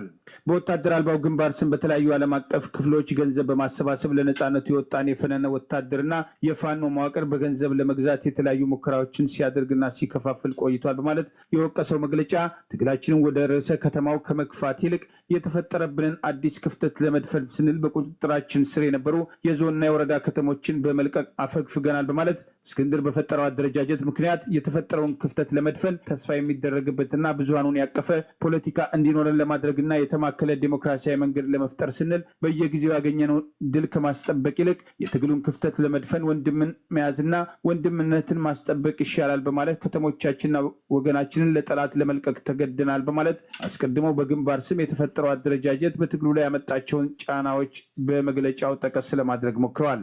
የአማራ ህዝብ በይፋ እንደሚያውቀው በአሁኑ ወቅት በአራቱ ግዛቶች ያሉ የአማራ ፋኖች የጋራ አደረጃጀት፣ የጋራ አመራርና የጋራ ፋይናንስ ስርዓት ያለው አንድ ወጥ ወታደራዊና ፖለቲካዊ አደረጃጀት ለመፍጠር የእዝ አደረጃጀቶች እየመሰረቱ መሆኑ ይታወቃል ያለው መግለጫ እነዚህ አደረጃጀቶች ወደ አንድ የተማከለ የአማራ ፋኖ አደረጃጀት በመምጣት የህዝባችንን ጥያቄ በአጭር ጊዜ ለመመለስ ታላቅ ስራን እየሰሩ ይገኛሉ። በመሆኑም ይህ አደረጃጀት ሊፈጥረው የሚችለው የአንድነት ኃይል ቦታ ሊያሳጣ ይችላል ብሎ በመስጋት የአማራ ፋኖ በሰው ኃይልና በፋይናንስ ለማዳከም አዲሱን የገንዘብ መሰብሰቢያ ፕሮጀክቱን መጋቢት 6 ቀን 2016 ዓ.ም ይፋ አድርጓል በማለት በእስክንድር ነጋ በኩል የአማራ ህዝባዊ ሰራዊት የሚል ፕሮጀክት ከባልደራስና ከግንባሩ የተለየ ስራ መስራት እንደማይችል ሁሉም የአማራ ፋኖ ታጋይ ይገነዘባል በማለት የተሰጠውን መግለጫ ተቃውመዋል። ህዝባዊ ሰራዊት የሚባል አየር ላይ ያለ ቡድን መፈጠሩ ግንባሩን በመሰረተ ጊዜ እንዳደረገው ህዝባችንና በውጭ የሚኖረውን የአማራ ዲያስፖራ ለማወናበድ እንዲሁም ትግላችንን ለመጎተት ለመጥለፍ ካልሆነም ለመክፈል ያደረገው ሙከራ ለመድገም አስበው መሆኑ ግልጽ ነው በማለት ወቀሳ ያቀረበው ይህ መግለጫ አሁን ባለንበት የትግል ምዕራፍ የአማራን ህዝብ ትግል ለመጥለፍም ሆነ ለመክፈል የሚደረግ ሙከራ በአማራ ጠልነት አሰራር መሆኑን እናሳውቃለን በማለት ከረር ባለ ቋንቋ ወቅሰዋል። ከህዝባችን ህልውና በላይ ግለሰባዊ ህልውና የሚገዝፍበት፣ ከህዝባችን ክብር በላይ ግለሰባዊ ክብሩ የሚበልጥበት፣ የህዝባችንን ትግል ለግልና ለቡድን ጥቅሙ የሚያውል የሰማዕታትን የከበረ ለአማራ ህዝብ የተከፈለ መስዋዕትነትን ለግለሰባዊ ክብሩ መወድስ ማቅረቢያ መስዋዕት አድርጎ የሚመለከትን ማንኛውንም ብአዴናዊ ኃይል ግለሰብ ወይም ድርጅት በአማራ መሬት ላይ ብሎም በኢትዮጵያ ስር ሰማይ ስር እያየን የምንታገስበት ጊዜ አልፏል በማለት እስክንድር የህዝባችንን የህልውና ትግል ከተቻለው ለመጥለፍ ካልሆነም ለመክፈል እስካሁኗ ሰዓት ድረስ በመንቀሳቀስ ላይ ነው በማለት ከረር ባለ ቋንቋ ወቅሰዋል። በትላንትናው ዕለት የወጣውና የአማራ ፋኖ በጎጃም፣ የአማራ ፋኖ በጎንደር፣ የአማራ ፋኖ በሸዋ እዝና የምስራቅ አማራ ፋኖ በጋራ ያወጡትን መግለጫ በተመለከተ ከዶክተር አብደላ እድሪስ ጋር በሁለት ዙር ካለው የርቀት አኳያ ከዛው ከትግሉ ሜዳ አግኝተን ምላሽ እንዲሰጥ አድርገናል። እንድትከታተሉት እንጋብዛለን። የፕሮግራሙ አዘጋጅ ሀብታሙ አሰፋ ነኝ። እስከ ውይይታችን መጨረሻ አብራችሁ እንድትቆዩ በአክብሮት እንጋብዛለን። የአማራ ህዝብ ፋኖ በሸዋ እዝ ቃል አቀባይ ሆነው ዶክተር አብደላ እድሪስ መግለጫው በጋራ መክረውበት ያወጡት መሆኑን በበኩሉ አስተያየት እንዲሰጥበት ጋብዘናል። ጤና ይስጥልኝ ዶክተር አብደላ እድሪስ። በትላንትናው ዕለት መጋቢት 9 ቀን 2016 ዓ.ም በጋራ ያወጣችሁት መግለጫ ልካችሁልናል። እኔ እንኳን ያው ከመግለጫው በኋላ ተገናኝተን ነበር። ነገር ግን ትላንት የነበራችሁበት ሁኔታ ደግሞ ለመወያየት የምንችልበት አይደለም እና ዛሬ መግለጫውን ካወጡ ኃይሎች ጋር አጠር ያለ እንግዲህ አስተያየታችሁ እንድትሰጡ ሁኔታውን አመቻችተናል። በእናንተ በኩል እንግዲህ በጋራ የአማራ ፋኖ በጎጃም፣ አማራ ፋኖ በጎንደር፣ አማራ ፋኖ በሸዋ እዝና ከምስራቅ አማራ ፋኖ በጋራ ያወጣችሁትን መግለጫ ታውቁታላችሁ ወይ? እውቅና አላችሁ ወይ? ዶክተር አብደላ እድሪስ የአማራ ፋኖ በሸዋ እዝ ቃል አቀባይ። አመሰግናለሁ ሀብታሙ። እንግዲህ መግለጫውን እንዳየኸው መክረንበት የረጅም ሰዓት ፈጅተን ተወያይተን ነው እያወጣ ነው። በነበረው እውነትም ብዙ ንግግሮች አድርገናል። በጣም የሚያስቆጣ ተግባር ስለነበር አራቱም ላይ ያለን አመራሮች ሰፊ ውይይት አድርገን ያዘጋጅነው መግለጫ መሆኑን ነው ማረጋገጥ የምንችለው። እንግዲህ በመግለጫው ላይ ያነሳችኋቸው ዋና ዋና ጉዳዮች ላይ በተለይ አማራ ህዝባዊ ሰራዊት በሚል ከዚህ በኋላ ትግሉ ለመክፈል የሚደረግ እንቅስቃሴ መኖር የለበትም በሚል በጋራ እያደረጋችኋቸው ያለውን ትግል በተመለከተ ለመግለጽ ሞክራችኋልና በተለይ እስክንድር የሰጠውን መግለጫ የተቃወማችሁበት ዋነኛ ምክንያት ምንድን ነው? በመግለጫው የጠቀሳችኋቸው ጉዳዮች ላይ በጋራ መክራችሁ ነው ወይ የወሰናችሁት? በዚህ ጊዜ ይሄን ተቃውሞ ለማቅረብ ለምን ፈለጋችሁ? መልካም። እንግዲህ ዛሬ እንደምታስታውሱት የአማራ ህዝብ ሰፊ ፈተናና ችግር ላይ ነው ያለው።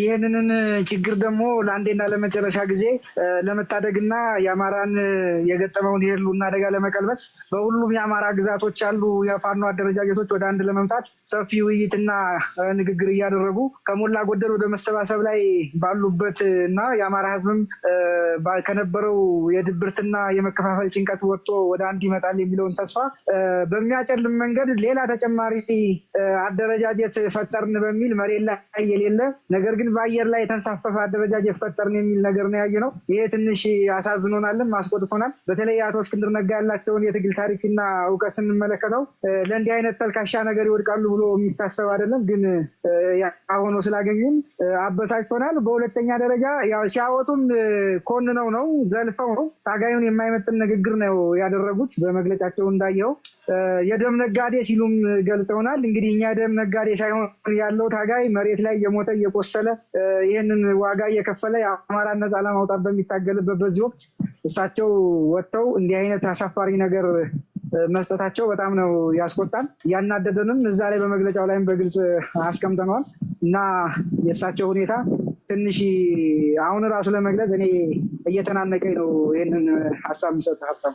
ዶክተር አብደላ በአንድ በኩል እንግዲህ በመግለጫው ላይ ከዚህ በፊት የውስጡ ውይይቶች እንደነበሩ ከእስክንድርም ሆነ ከእስክንድር ተወካዮች ጋር በየደረጃው የሚደረጉ ውይይቶች ትግሉን ወደ አንድ ለማምጣት በተፈጠሩት በፋኖ አደረጃጀቶች ውስጥ በመግባት የተሻለ ውጤት እንዲመጣ አስተዋጽኦና ጥረት ማድረጋችሁ ያ ጥረት እንዳልተሳካና በተለይ ሰሞኑን የሰጠው መግለጫ ደግሞ እንዳስቆጣቸው የገለጻችሁበት ሂደት አለ። ስለዚህ ጉዳይ በዚህ ደረጃ ከዚህ ቀደም የምታደርጓቸው ውይይቶች ከነበሩ አሁን ይህን መግለጫ ለማውጣት ለምን አስፈለገ? ከዚህ በፊት የነበሩ ሂደቶች ምንድን ናቸው? መልካም እንግዲህ በተለያየ ጊዜ ውይይቶች ነበሩ፣ ንግግሮችም ነበሩ ከራሳቸው ከአቶ እስክንድር ነጋም ከእሳቸው ከሚቀርቡ ሰዎችም። እሳቸው በንግግራቸው ሁልጊዜ ስለ አንድነት ነው የሚያወሩት፣ ግን ተግባሩ ደግሞ የተለየ ሆኖ ያገኝ ነው። በመሰረቱ እሳቸው በማይኖሩበት ዓለም ውስጥ የምኞት ዓለም ውስጥ ያሉ ሰው ናቸው እና በግልጽ ለማየት የአማራ ብሔርተኝነትንም እኮ አጥብቀው ሲኮንኑ የነበሩ ሰው እንዲሁም እኮ ብሔርተኝነቱን የማይቀበሉ ናቸው። ዛሬ ሲጨንቃቸው ይጉበት እንጂ የአማራ ብሔርተኝነትን ፈጽሞ እንደማይቀበሉ ነው ከዚህ በፊት ህይወት ታሪካቸው የሚያሳየው። ስለዚህ እሳቸውን ጋር ያለው ውይይት ከፋኖ ጋር አንድ ይሆናሉ ብሎ ማሰብ ከባድ ነው የሚሆነው እና ንግግሮች ነበሩ፣ ግን ደግሞ እሳቸው በዚህ ደረጃ ይህንን ወስደው ለመሄድ የተቸገሩበት ሁኔታና ሌላ አደረጃጀት ፈጥረው የአማራን ህዝብ ትግል የመበተንና እንዲሁም ደግሞ አንድነቱ እንዳይመጣና ትግሉ አጭር ጊዜ እንዳይቋጭ የሚያደርግ አይነት ነገር ነው ሲያደርጉ የነበረው እና ንግግሮች ነበሩ፣ ግን እሳቸው በዚህ ደረጃ ሊቀበሉ ፈቃደኛ ሳይሆኑ ቀርተው ነው ይሄን አደረጃጀት ሌላ ፈጥረው ነው። ምን ችግር አለው? እንግዲህ በአንድ በኩል ያው እስክንድር ህይወቱን ሙሉ እንግዲህ ለዚህ ህዝብ ሲታገል የኖረ ሰው ነው። በተደጋጋሚ በተለይ በጋዜጠኝነት ሙያው ላይ የደረሰበት ነገር ሁላችሁም የምታውቁት ይመስለኛል እና በአንድ በኩል በዚህ ምክንያት በትግል ውስጥ የሰጣችሁት ቦታና አክብሮት እንዳለ የገለጻችሁበት አለ።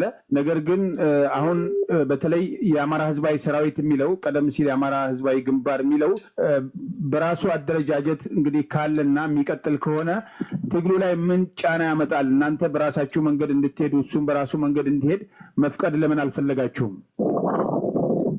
ሄሎ ዶክተር አብደላ ይሰማኛል? ትንሽ ይቆራረጣል፣ ይሰማኛል አሁን። እሺ የአማራ ህዝባዊ ሰራዊት የሚል እንግዲህ እስክንድር ነጋ አስቀድሞም የከፈላቸው መስዋዕትነት የሚታወቁ ናቸው። በእናንተም በኩል አስቀድሞ የነበረው አክብሮትና ወደ ትግሉ የማቅረብ እንቅስቃሴዎች በዚህ ምክንያት መምጣታቸውን በመግለጫው በተወሰነ ደረጃ ለማንሳት ሞክራቸዋል። ነገር ግን የአማራ ህዝባዊ ፋኖ አደረጃጀቶች በአራቱም አቅጣጫ በዚህ ደረጃ ወደ አንድ እየተሰባሰቡ ባለበት ወቅት ቀደም ሲል የነበረው ህዝባዊ ግንባር ትግሉን ለመከፋፈል የተለያዩ እንቅስቃሴዎች አድርጓል። አሁን ደግሞ ህዝባዊ ሰራዊት በሚል የሚደረገው እንቅስቃሴ ትግሉን ይጎዳል ያላችሁበት ምክንያት ምንድን ነው? ጎን ለጎን በራሳቸው መንገድ መሄድ አይችሉም ወይ? እውነት ነው። ያው እንደተባለው እኮ ነው። እሳቸው እውነትም ለአማራ ብሔር ወይም ለአማራ ህዝብ እኮ የሚቆረቆር ከሆነ የአማራ ህዝብ ጥያቄ እኮ አደረጃጀትን በተለያየ ቦታ እየፈረካከሱ በማደራጀት የአማራ ህዝብ ጥያቄ አይፈታም። የአማራ ህዝብ ጥያቄ የሚፈታው ምንድን ነው? ተደራጅቶ አንድ ሆኖ አንድ ግብና ዓላማ አስቀምጦ በመሄድ እንጂ በየቦታው 10-15 በመመስረት ድርጅት በመመስረት እና ሌላ በማድረግ አይደለም። የአማራ ህዝብ እኮ በድርጅት በመመስረት ቢሆን ኖሮ ላለፉት 50 ዓመታት ብዙ ድርጅቶችን ተፈልፍለው ነበረ በአማራ ህዝብ ስምም በኢትዮጵያ ስምም። ነገር ግን ያኮ አልተፈታም። ስለዚህ የሚፈታው በመደራጀት ብለን አንድ ሆነን ጠንክረን በመውጣት ስለሆነ እኛም ይሄንን ነገር አስበን እኮ አሁን ሸዋ ላይ በተለያየ አደረጃጀት ነበር፣ በርካታ አደረጃጀት። አሁን እኮ ከሞላ ጎደል ወደ 2 መጥቷል። እንዲያውም አሁን ወደ አንድ ለማምጣት ብዙ ስራዎች እየተሰሩና ወደ ፍጻሜ እየደረስንበት ያለው ሁኔታ ነው ያለው በተለያየ ቦታ። ስለዚህ እሳቸው ሌላ አደረጃጀት ፈጥረው የተደራጀውን የአማራን ህዝብ ድጋሚ የምንበትነው ከሆነ እና ለተለያዩ ተጋላጭ ካረግነው የሚጠቅመው ነገር የለም። ስለዚህ እሳቸው እውነተኛ አማራ ታጋይ ሆነው ከመጡ አንድ ሆነው እሳቸው እንዲያውም ቅድም እንደተባለው ዋጋ የከፈሉ ሰው ናቸው። ምንም ጥያቄ የለውም። ዋጋ የከፈሉ ሆነው ግን አሁን ላይ እየመጡበት ያለው ትክክል አይደለም። ቀደም ሲልማ ህይወታቸው ሙሉ እኮ ለኢትዮጵያ ህዝብ ትግል ፊት ቀድመው ዋጋ ሲከፍሉ ነው የኖሩት። እውነት ለመናገር ግን አሁን ላይ ያሳዩን ነገር ትክክል አይደለም። በፊትም ቢሆን የአማራን ብሔርተኝነትን በነገራችን ላይ አይደግፉም። እሳቸው የአማራ ብሔርተኝነትን አይደግፉም፣ በግልጽ ለመነጋገር ማለት ነው። ዛሬ ላይ ደግሞ የአማራ ብሔርተኝነት ደግሞ አይ እኔ አማራ ነኝ ብሎ ከወጣ እሱን ሊያከብሩለት ይገባል እንጂ አይ ኢትዮጵያዊ ነህ ብለው ለዳግም ሲቃይ እያደረጉት የሚመጡ ከሆነ ትክክል አይደለም የሚል አቋም ስለተወሰደ ነው ይህን መግለጫ ለማውጣት የተገደድነው። በዛው ላይም ደግሞ ትልቅ ዘለፋና ትችት ያለበት የአማራን ህዝብ የማይጠቅም ንግግሮች፣ አገላለጾች ያሉበት ስለሆነ ይህንን ነው ተቃውሞን ይህን መግለጫ ወጣ ነው። እንግዲህ ሰሞኑን በእስክንድር የተሰጠውን መግለጫ በተመለከተ ተቃውሟችሁን ከመግለጽ ባሻገር በተለይ መነሻችን አማራ መድረሻችን ኢትዮጵያ የሚለው የአማራ ህዝብ የህልውና ትግል ተከብሮ የኢትዮጵያም ነጻነት ይረጋገጣል የሚል ነው። ይሄ ግን ሌሎች ብሔር ብሔረሰቦችን ያስቀይማል። የአማራ ህዝብ የሚታገለው ህልውናውን ለማስከበር ነው። ከሌሎች ጋር ደግሞ ቀጣዩ ምዕራፍ በተመለከተ እንወያያለን የሚል አንድምታ ያለው በመግለጫችሁ ላይ ለመጥቀስ ሞክራችኋል እና ይሄ መፈክር ከእናንተ ትግል ጋር ምንድን ነው የሚቃረነው? ለምንድን ነው ተቃውሞ ማቅረብ የፈለጋችሁት? እውነት ነው። አሁን እኮ አንዱ ችግር እናውቅልሃለን የሚል አስተሳሰብ ነው። የአማራ ህዝብ ያውቃል ምን ማድረግ እንዳለበት፣ ለማን እንደሚታገል፣ ለምን እንደሚታገል የኢትዮጵያ ህዝብም ያውቃል። ስለዚህ የአማራ ህዝብ ደግሞ ትግሉን ለምን እንደሚታገል ነገ ቁጭ ብሎ ሊያስቀምጥ ይችላል፣ የኢትዮጵያውያን ወንድሞቻችንንም በማያስከፋ መንገድ ማለት ነው። ነገር ግን እኛ ቀድመን ብያኔ የምንሰጥ ከሆነ ለዚህ ነው የምትታገለው ብለን ይህን ህዝብ ውክልና ባላገኝንበት ለዚህ ነው ብለን የምንሰጥ ከሆነ ይሄ ትክክል ነው ተብሎ አይወሰድም። ስለዚህ ህዝቡ በራሱ መነሻ መድረሻውን ያውቃል። እሱ ደግሞ ጊዜው ሲደርስ ይፋ የሚያደርግበት ሂደት ስላለ ይሄ አገላለጽ ትንሽ ትክክል ባለመሆኑ ነው ለመተቸት የተገደድነው ማለት ነው። እንግዲህ ወደፊትስ በተለይ እንግዲህ እስክንድር ከፍተኛ መስዋዕትነት ከፍለዋል። እስክንድር ብቻ ሳይሆን ከነ ቤተሰቡ ሲከፍላቸው የኖሩት መስዋዕትነቶች አሉ። በእናንተ በሁሉም እንግዲህ የአማራ አደረጃጀቶች በቀደም ሲል በነበሩትም አሁንም በነበሩ ታጋዮች ያለው አክብሮት እንዳለ ነው። በተለይ የአማራ ህዝባዊ ግንባር የሚባለው መሬት ላይ የነበረው ቀደም ሲል ከተመሰረተ በኋላ ትልቅ መነቃነቆች በውጭ ሀገርም በሀገር ውስጥም የፈጠረበት ሁኔታ አለ። በተጨባጭ ደግሞ መሬት ላይ የነበሩ እንቅስቃሴዎች አሉ። የተለያዩ ታጋዮችን ለመክፈል ያልተገባ ተግባር ፈጽሟል እና ይሄ እንዲቀጥል አንፈቅድም የሚል ስጋታችሁን ለመግለጽ ሞክራችኋል።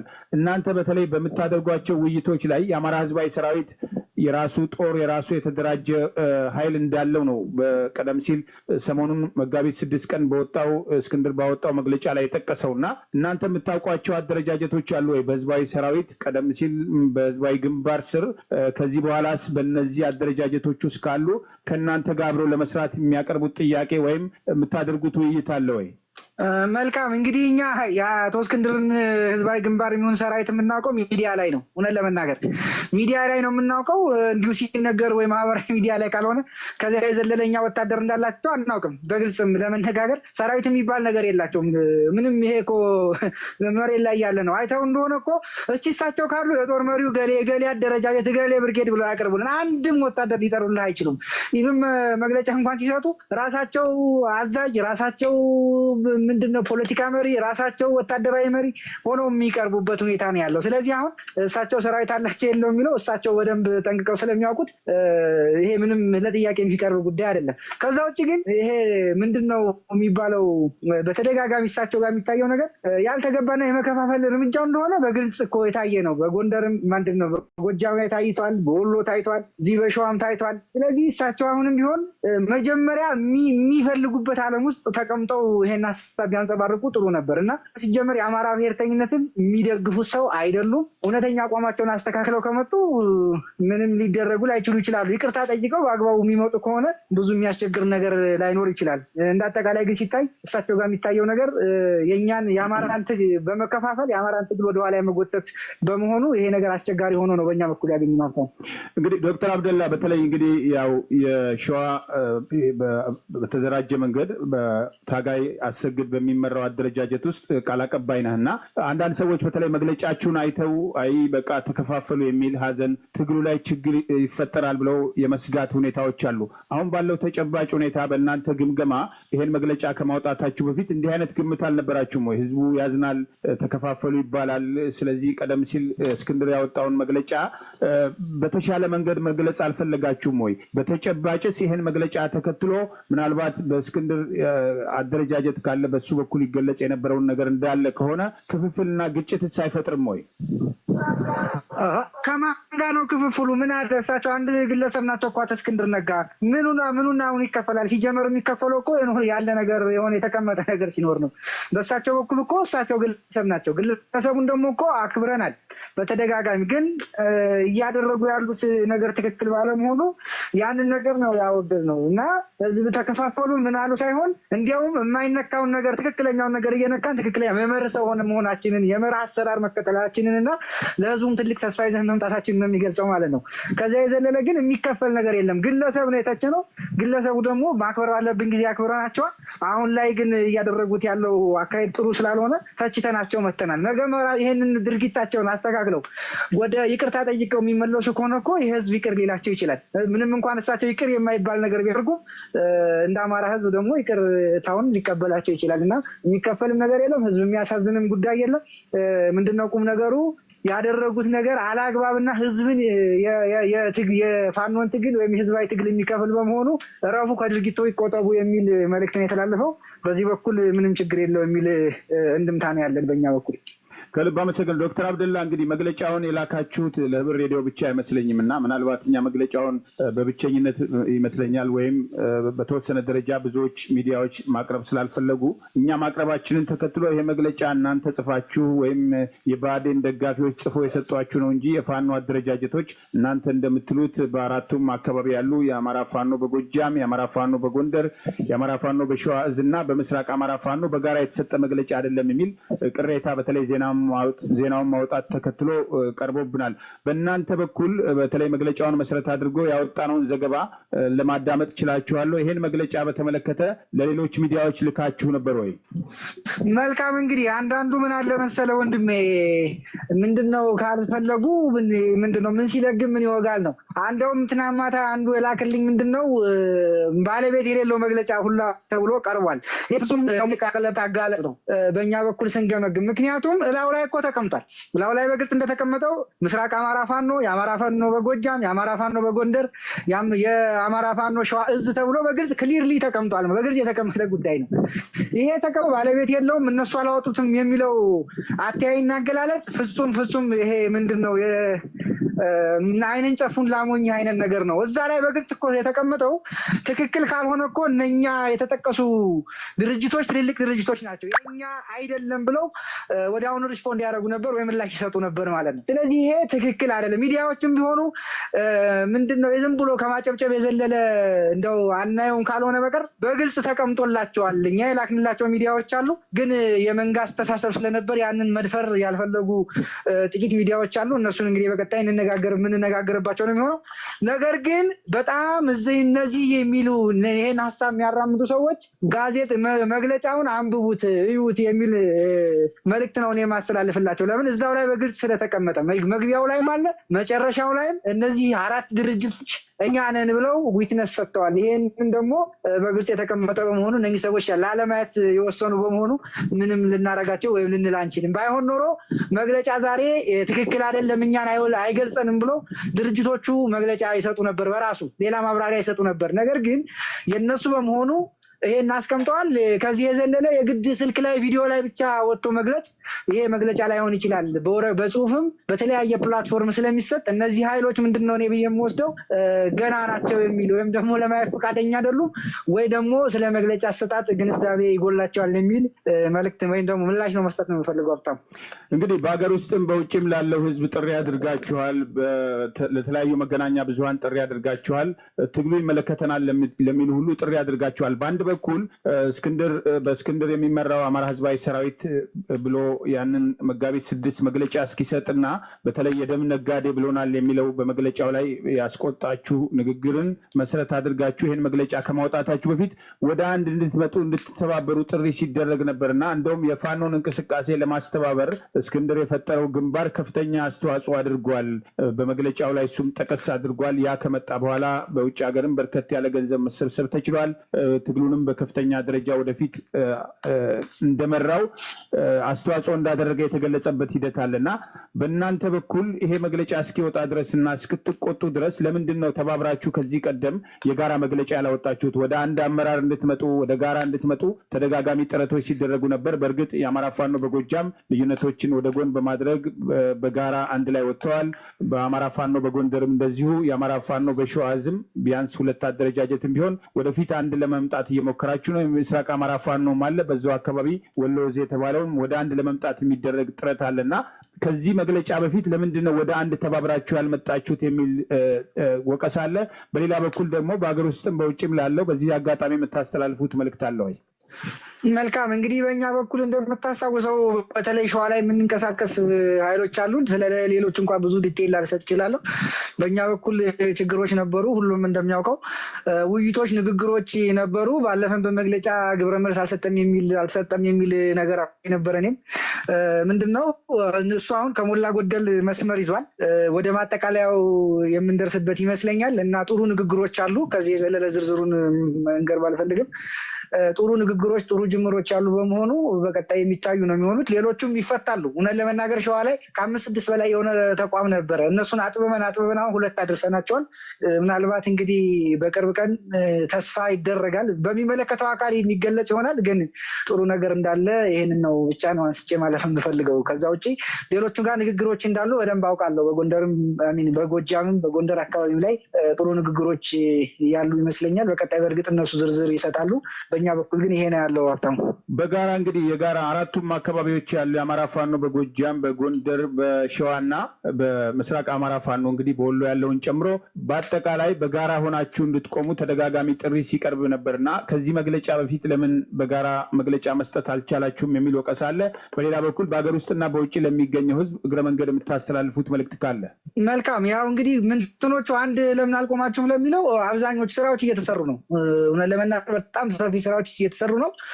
እነኛ ሲጠናቀቁ ያለቀ ነው መግለጫ እንሰጣለን ብለን ያሰብነው። ነገር ግን ይሄ ችግር ሁሉንም ሰው የሚወጋና ሾክ የሚያደርገው ነገር ሆኖ ስላገኝን መግለጫ ለመስጠት ተገደናል። በቀጣይ ግን በእርግጠኝነት መናገር የሚቻለው ወደ አንድ መተን አንድ የጋራ ዝኖሮን የጋራ ጠላታችን ላይ እርምጃ እንደምንወስድ ተስፋ አደርጋለሁ። ምናልባት መጨረሻ ላይ ለውጭ ላለው ማህበረሰብ የማስተላልፈው በቃ ሀቀኛ ሁኑ ነው። እኔ ሌላ አልላቸውም። በቃ ሰው ሁኑ፣ ሀቀኛ ሁኑ። ትናንትን ለትናንትን ተው፣ ዛሬ ላላቀን ነው። ስለዚህ ሰው ሁሉ በሰራው ልክ እንመዝን፣ ሲያጠፋም ደግሞ እንተች። የማይነካ ነገር የለም። ያጠፋ ሰው ሁሉ ይተቻል። የተቸን ሰዎች ነገ እኔ ዛሬ ስተች ነገ እንደምተች በጣም እርግጠኛ ሆኜ ነው የማቀርበው። ስለዚህ ትችት መፍራት የለንም። አቶ እስክንድር ነጋ ለምሳሌ ድሮ ቅድም እንደተባለው ብዙ ነገር ያደረጉ ሰው ሊሆኑ ይችላሉ። ዛሬ የሄዱበት ያለው መንገድ ትክክል ካልሆነ መተቸት አለባቸው። ሌላውም አካል መተቸት አለበት።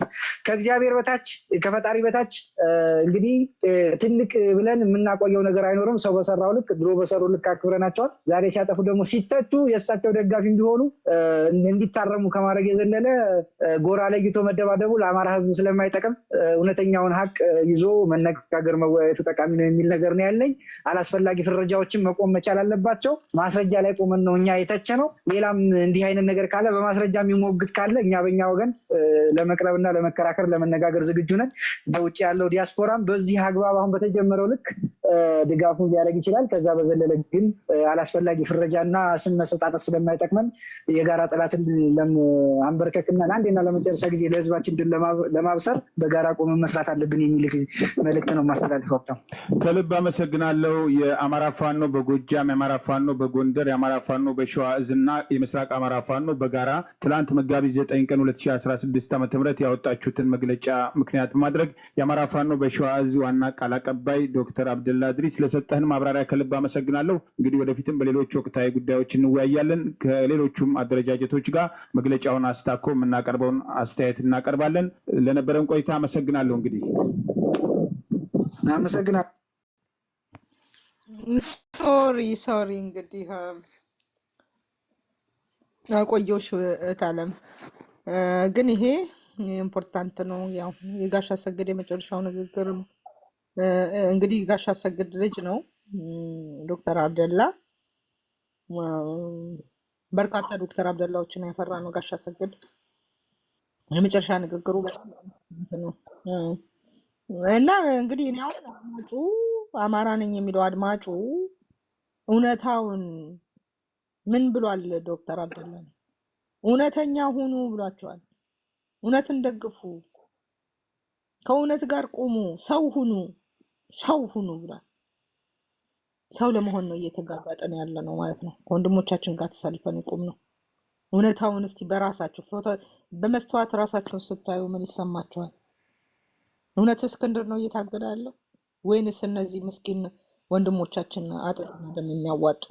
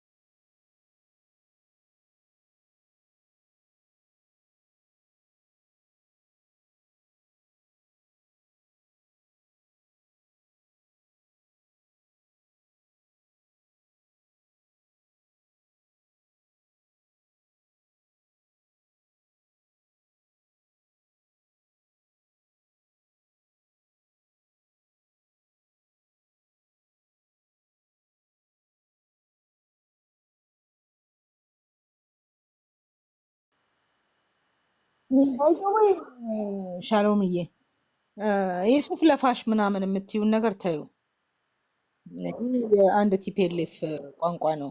ባይዘወይ ቮካብላሪ በጣም ወሳኝ ነው በትግል ላይ እና ሱፍ ለባሽ ፖለቲካ ብለው ሱፍ ለብሰው የመጡት አስመሳዮቹ አንድ ቲፔሌፎች ናቸው።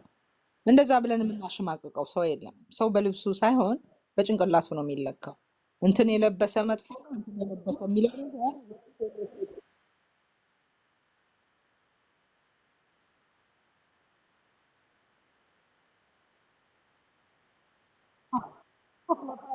እኮ አሁን ሱፍ ለባሽ የሚለው እኮ ካታጎራይዝ አድርገው የመምታት ስራ ነው። ያው ታውቂያቸዋለሽ እነሱ እንዴት ነገር ሰው በለበሰው አይደለም። ኢትስ ኖት አባውት ዘ ቡክስ ከቨር አንድ መጽሐፍ በለበሰው እንትን አይደለም ሪሌይ ይሁን ለማሸማቀቅ አማራን ሰዎች ብትቱ ለብሳችሁ ማለትም አይቻልም። ሰው በለበሰው አይደለም በስራው ነው።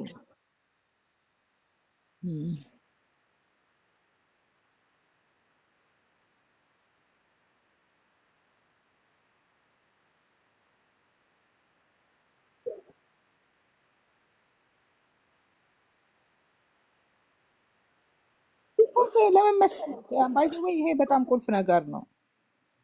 ጠላት በሙሉ አታክ የሚያደርገው አንድነትን ነው። የትኛውም ቦታ ሰብጁጌት ለማድረግ ለማንበርከክ የምትፈልጊው አንድነትን ነው የምታጠቂው።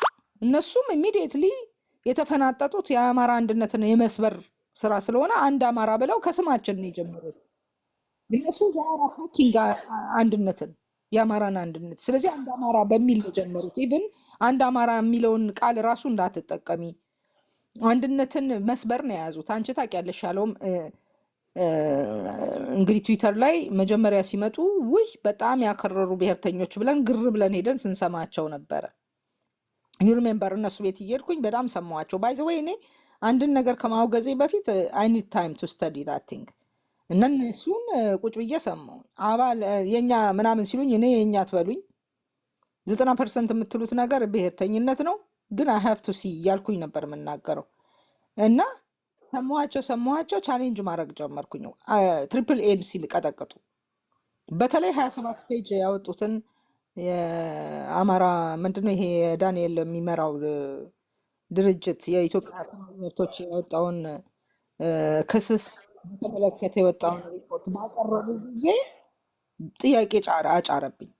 እንዴ እዚህ ጋር የሚከሱት ነገር ትክክል አይደለም። ቻሌንጅ አረኳቸው። ዋይ ዩ ሴይንግ ዲስ? የድርጅቱን ሪፖርት አይታችኋል ወይ? እነሱ ያንን ነገር ሪጀክት ለማድረግ ያወጡት ሪፖርት ነው። አይ ፋይንድ ኢት ቨሪ እኔ በጣም በዛን ጊዜ ነው ይሄ ክምሩ ኩንታሉ ጋር ኔት ነጋ በትዊተር ኔት ነጋ፣ እዚህ ደግሞ አጼ ዘረ ያዕቆብ ብሎ አጼ ዘረ ቢስ ነው የምለው። እዚህ ጋር ስመለከተው እነ ዶክተር ሰናይት ላይ ያደረገው ጥቃት ሳስበው ኦ ዲስ ጋይስ አር አፍተር አወር ዩኒቲ አማራ ኢንስቲትዩሽን እንዲሆን ነው የሚሰሩት ብዬ ከነሱ ጋር ተፋታው ማለት ነው። በአይነ ቁራኛ አያቸው ነበረ። የመጨረሻው ግብአተ መሬታቸው ግን ፎርሹር ኮንክሉድ ያደረግኩት መቼ ነው? አገውና አማራ እንዲጣላ ሲሰሩ ማለት ነው። ዞን ካልፈረሰ የሚለው እንዴ በዚህ ሰዓት መተ ዞን ካልፈረሰ የምትለው አንድ ላይ ፋኖ ሆኖ እየተሰለፈውን አካል እርስ በርስ ለማማታት እንደሆነ ገባኝ። አንድነት እንዳይኖረን ነው የሚሰሩት። አንድ አማራ የሚለው ስማቸው ራሱ አንድነትን ታርጌት ማድረጋቸው ነው የሚያሳየው። አማራ አንድ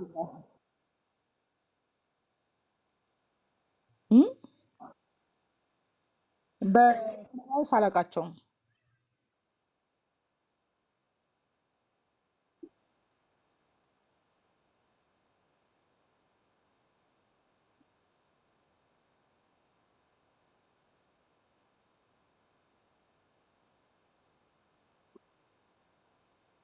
ሳላቃቸውም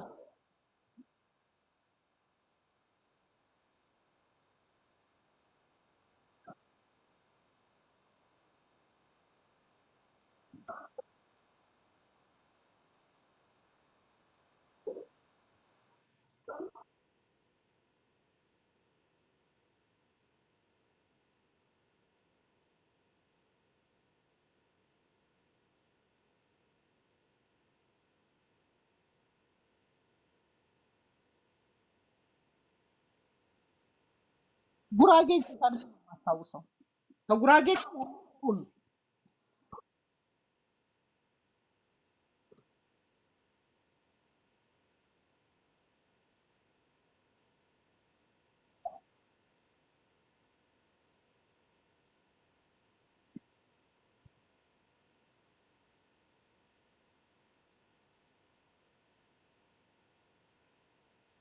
ማርያም ልጆች ምናምን የሚላለ ይሄ የቀዘነው አተላ ነው የምለው ባይዞ አኪላ አተላ ነው ለኔ አጋሚ አተላ ነው።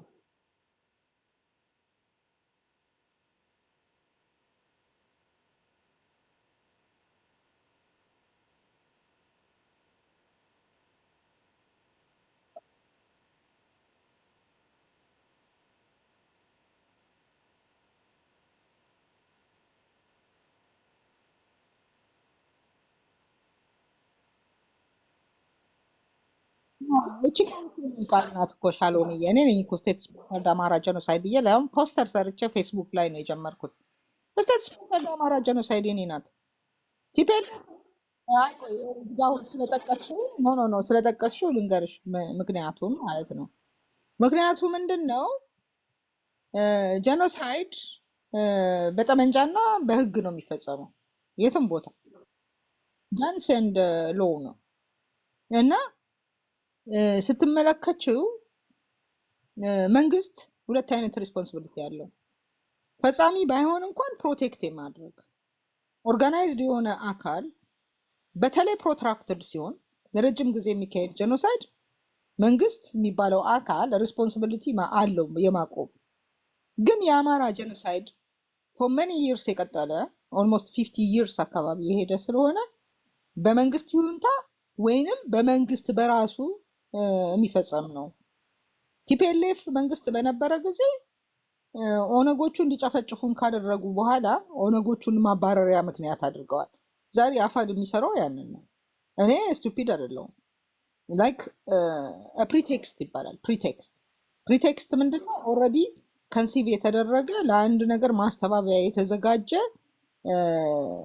ፕሮፓጋንዳ ኦር ዋቴቨር እንደዚህ አይነት ነገር ነው። ላይክ ማስተባበያ እንዲህ ስለሆነ እንደዚህ ያደረግን ማለት ጀስቲፋይ ማድረግ ማለት ነው አንድን ኃጢአት።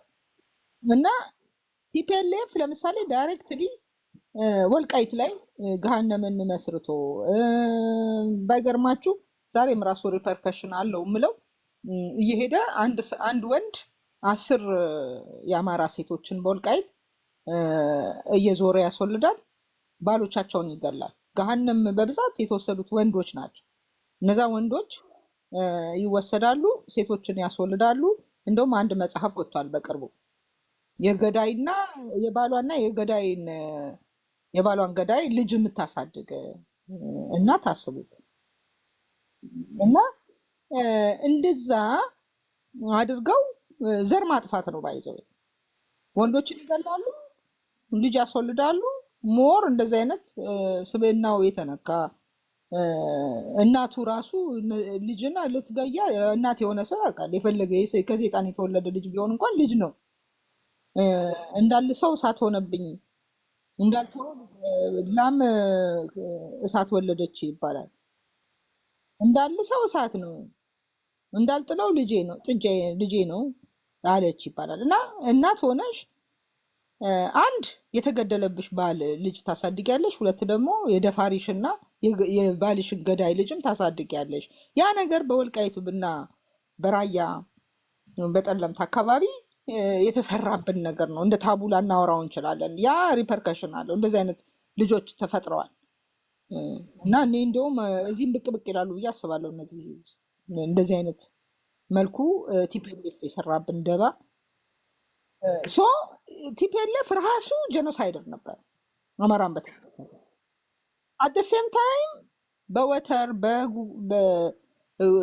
በሀረር አካባቢ በጉጉፍቱ ምናምን ሲገሉን አዘ ገቨርንመንት ያንን ነገር ማቆም ነበረበት። በመንግስቱ ኃይለማርያም ጊዜ ፓዌ ላይ አማራዎች ተጨፍጭፈዋል። ሶ ስቴት ስፖንሰርድ ነው። ስቴቱ አማራ እንዲጠፋ የሚፈልግ ነው። ከኃይለ ስላሴ መውደቅ ጀምሮ ያለው ገቨርንመንት አማራን የማጥፋት ኢኒሽቲቭ ይዞ ነው። አይዘር ራሱ ይፈጽመዋል ኦሬልስ ስፖንሰር ያደርገዋል። እንዳላየ ያልፋል። ያን ነገር ስለሚፈልገው ማለት ነው። እና ስፖንሰርድ ብዬ መጀመሪያ የጀመርኩት እኔ ነኝ። አይስበር ነው የምላችሁ። ስቴት ስፖንሰርድ ነው። ዲስ ኢዝ ስቴት ምቹ ሁኔታ ያመቻቸበት ጀኖሳይድ ወይም ደግሞ ራሱ የሚፈጥረው ነው። አብይ አህመድ ከመጣ በኋላ ሸኔ የሚባለውን ስትራክቸር የፈጠረው እሱ ራሱ ነው። አባ ቶርቤን የፈጠረው እሱ ራሱ ነው። እሱ እንደ መንግስት አይደለም፣ ስፖንሰር ያደረገው ነው የሚፈጽመው። እሱ ራሱ ደግሞ አሁን ጦርነት ከፍቶ ቀጥታ ትናንትና 120 ሰዎችን ገደብ ላይ ደራ ላይ ደግሞ ከዛ በላይ እንደጨፈጨፈ ምንም ጥርጥር የለውም። በድሮን ጨፍጭፈዋል። ደራ ላይ በሜካናይዝድ በታንክ በምናምን ገብቶ ነው ያመሳቸው። አንድ ጎን ደግሞ ሸኔ የሚባለው ብዙ ሰዎችን አፍኖ ይዞ ሄዷል። ሲጀመር ራሱ 6 ሰዎችን አፍነው በመሄድ ነው ቤት ለቤት እንትን እያሉ ቤት እያቃጠሉ ቤተሰብ እየጨረሱ የአንድ ቤት ራሱ 5 ሰው የጨፈጨፉበት ሁኔታ ነው ያለው። የደራው ደግሞ እንግዲህ ቁጥሩ ስንት እንደሚሆን እግዚአብሔር ያውቀው። ሶ ኦል ዶስ ቲንግስ አይዘር በመንግስት እንዳላየ በመሆን ወይም ደግሞ ራሱ የሚፈጽመው ነው። አያችሁ፣ ሸኔ ራሱ ያመቻቸው ነው። ድሮን የሚጥለው ደግሞ ራሱ ነው። ሶ ዘ ስቴት ስፖንሰርድ ነው ዋን ዌይ ኦር አናዘር የራሱ ስራ ነው በሚል ገቨርንመንት ነው የሚገለው ማለት ነው። ራሱ ነው ወይ ሰከንድ አድርጎ ወይ ራሱ ፈጽሞ ነው በሚል ያመጣሁት ነው። እነሱ አት ሰም ፖይንት ይዘውት መጥተዋል። ይሄንን ይዘው መጥተዋል።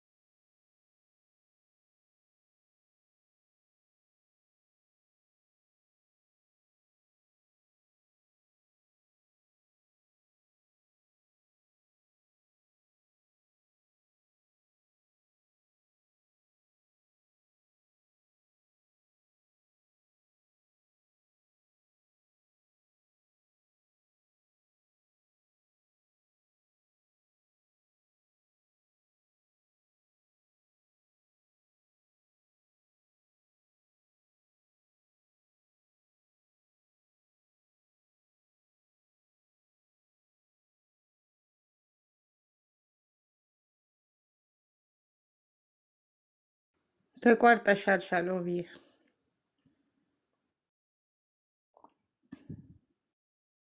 ኤኒዌይ ያው የእነሱ አካሄድ እንግዲህ አንድ አማራ ከሚለው አማራ በጣም ፓወርፉል የሆነው ያሳምነው አንድ ሁኑ ከሚለው አንድ አማራ ለሁሉም አማራ፣ ሁሉም አማራ ለአንድ አማራ በቃ ፓወርፉል የሆነ ቃል ነው።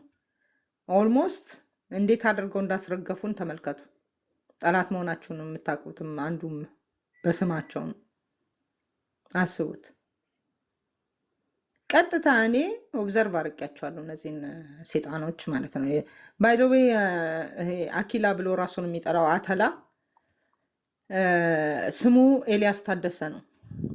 ያው ፓስፖርቱ ተገኝቶ ኤልያስ ታደሰ ገብረ ጻድቅ የቃላሚኖ ተማሪ የነበረ ዋሽንግተን ኮሌጅ የተማረ ፎቶ ራሱ ትምህርት ቤት ምናምን ሁሉ አለኝ። አተላ ማለት ነው።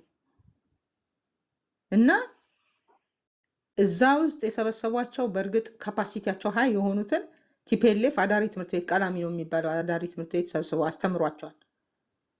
የአተላ ሳይሆን የአፄ ዘረቢስ ኩንታሉ ማለት ነው። አሳማ የሚመስለው ሰውዬ የእሱ አክስት ጆሮዋን ብትቆርጧት አማርኛ ማትሰማ ትግሬ ነች፣ እዛው አሜሪካን ሀገር ያለች።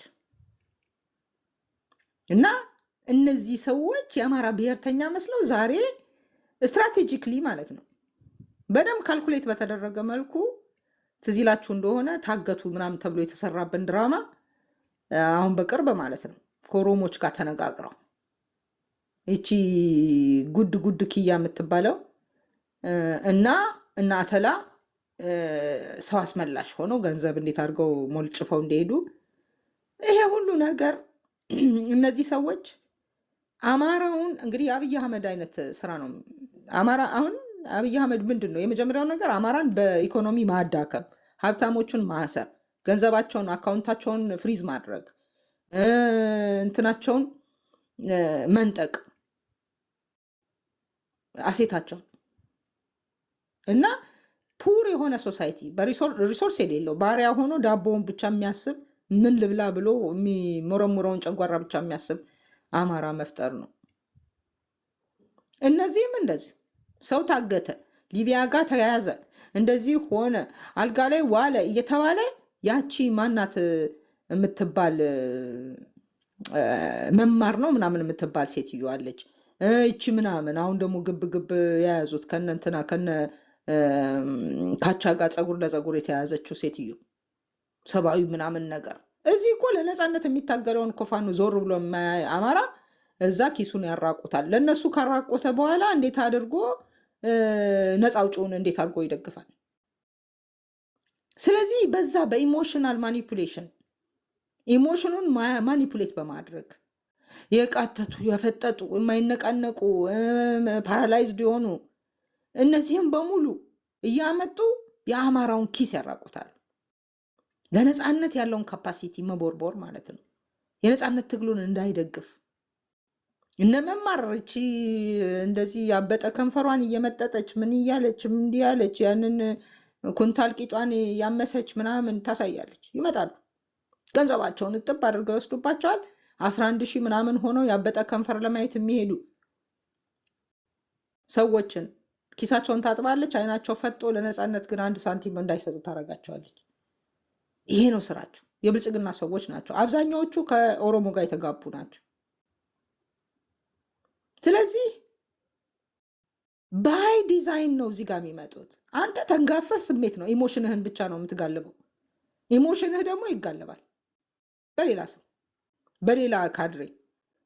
ማትገርምቷቸው በጣም ክፉ ሰዎች ሆዳቸውን የመረጡ አሉ። አይዶን አይታችሁት ከሆነ አንድ ፌስቡክ ላይ አንድ የሆነች በጣም የምትገርም ነገር አለች። ዶሮዋ እንቁላል የታቀፈች ዶሮ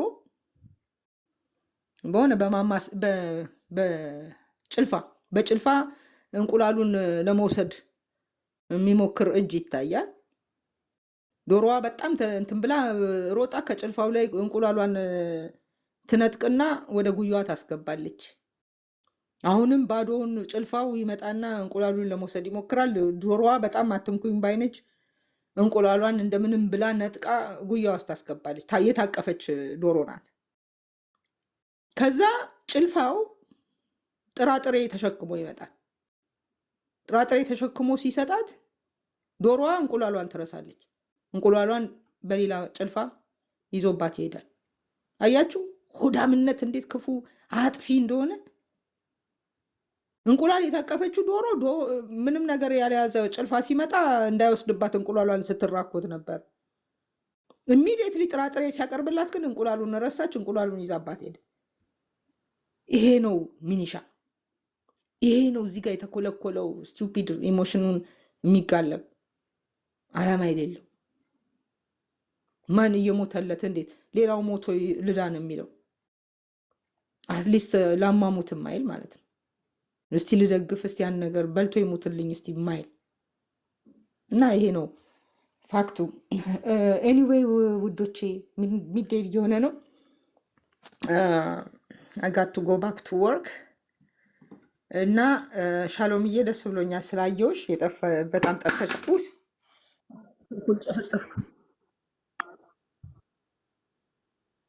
አንቺም ተባረኪልኝ፣ አትጥፊ። በጣም ነው የምታስፈልጊው፣ ጎበዝ ልጅ ነሽ። እና አሁን በጣም የመረረው ጊዜ ነው ባይዘወይ፣ በጣም የመረረው ጊዜ ነው።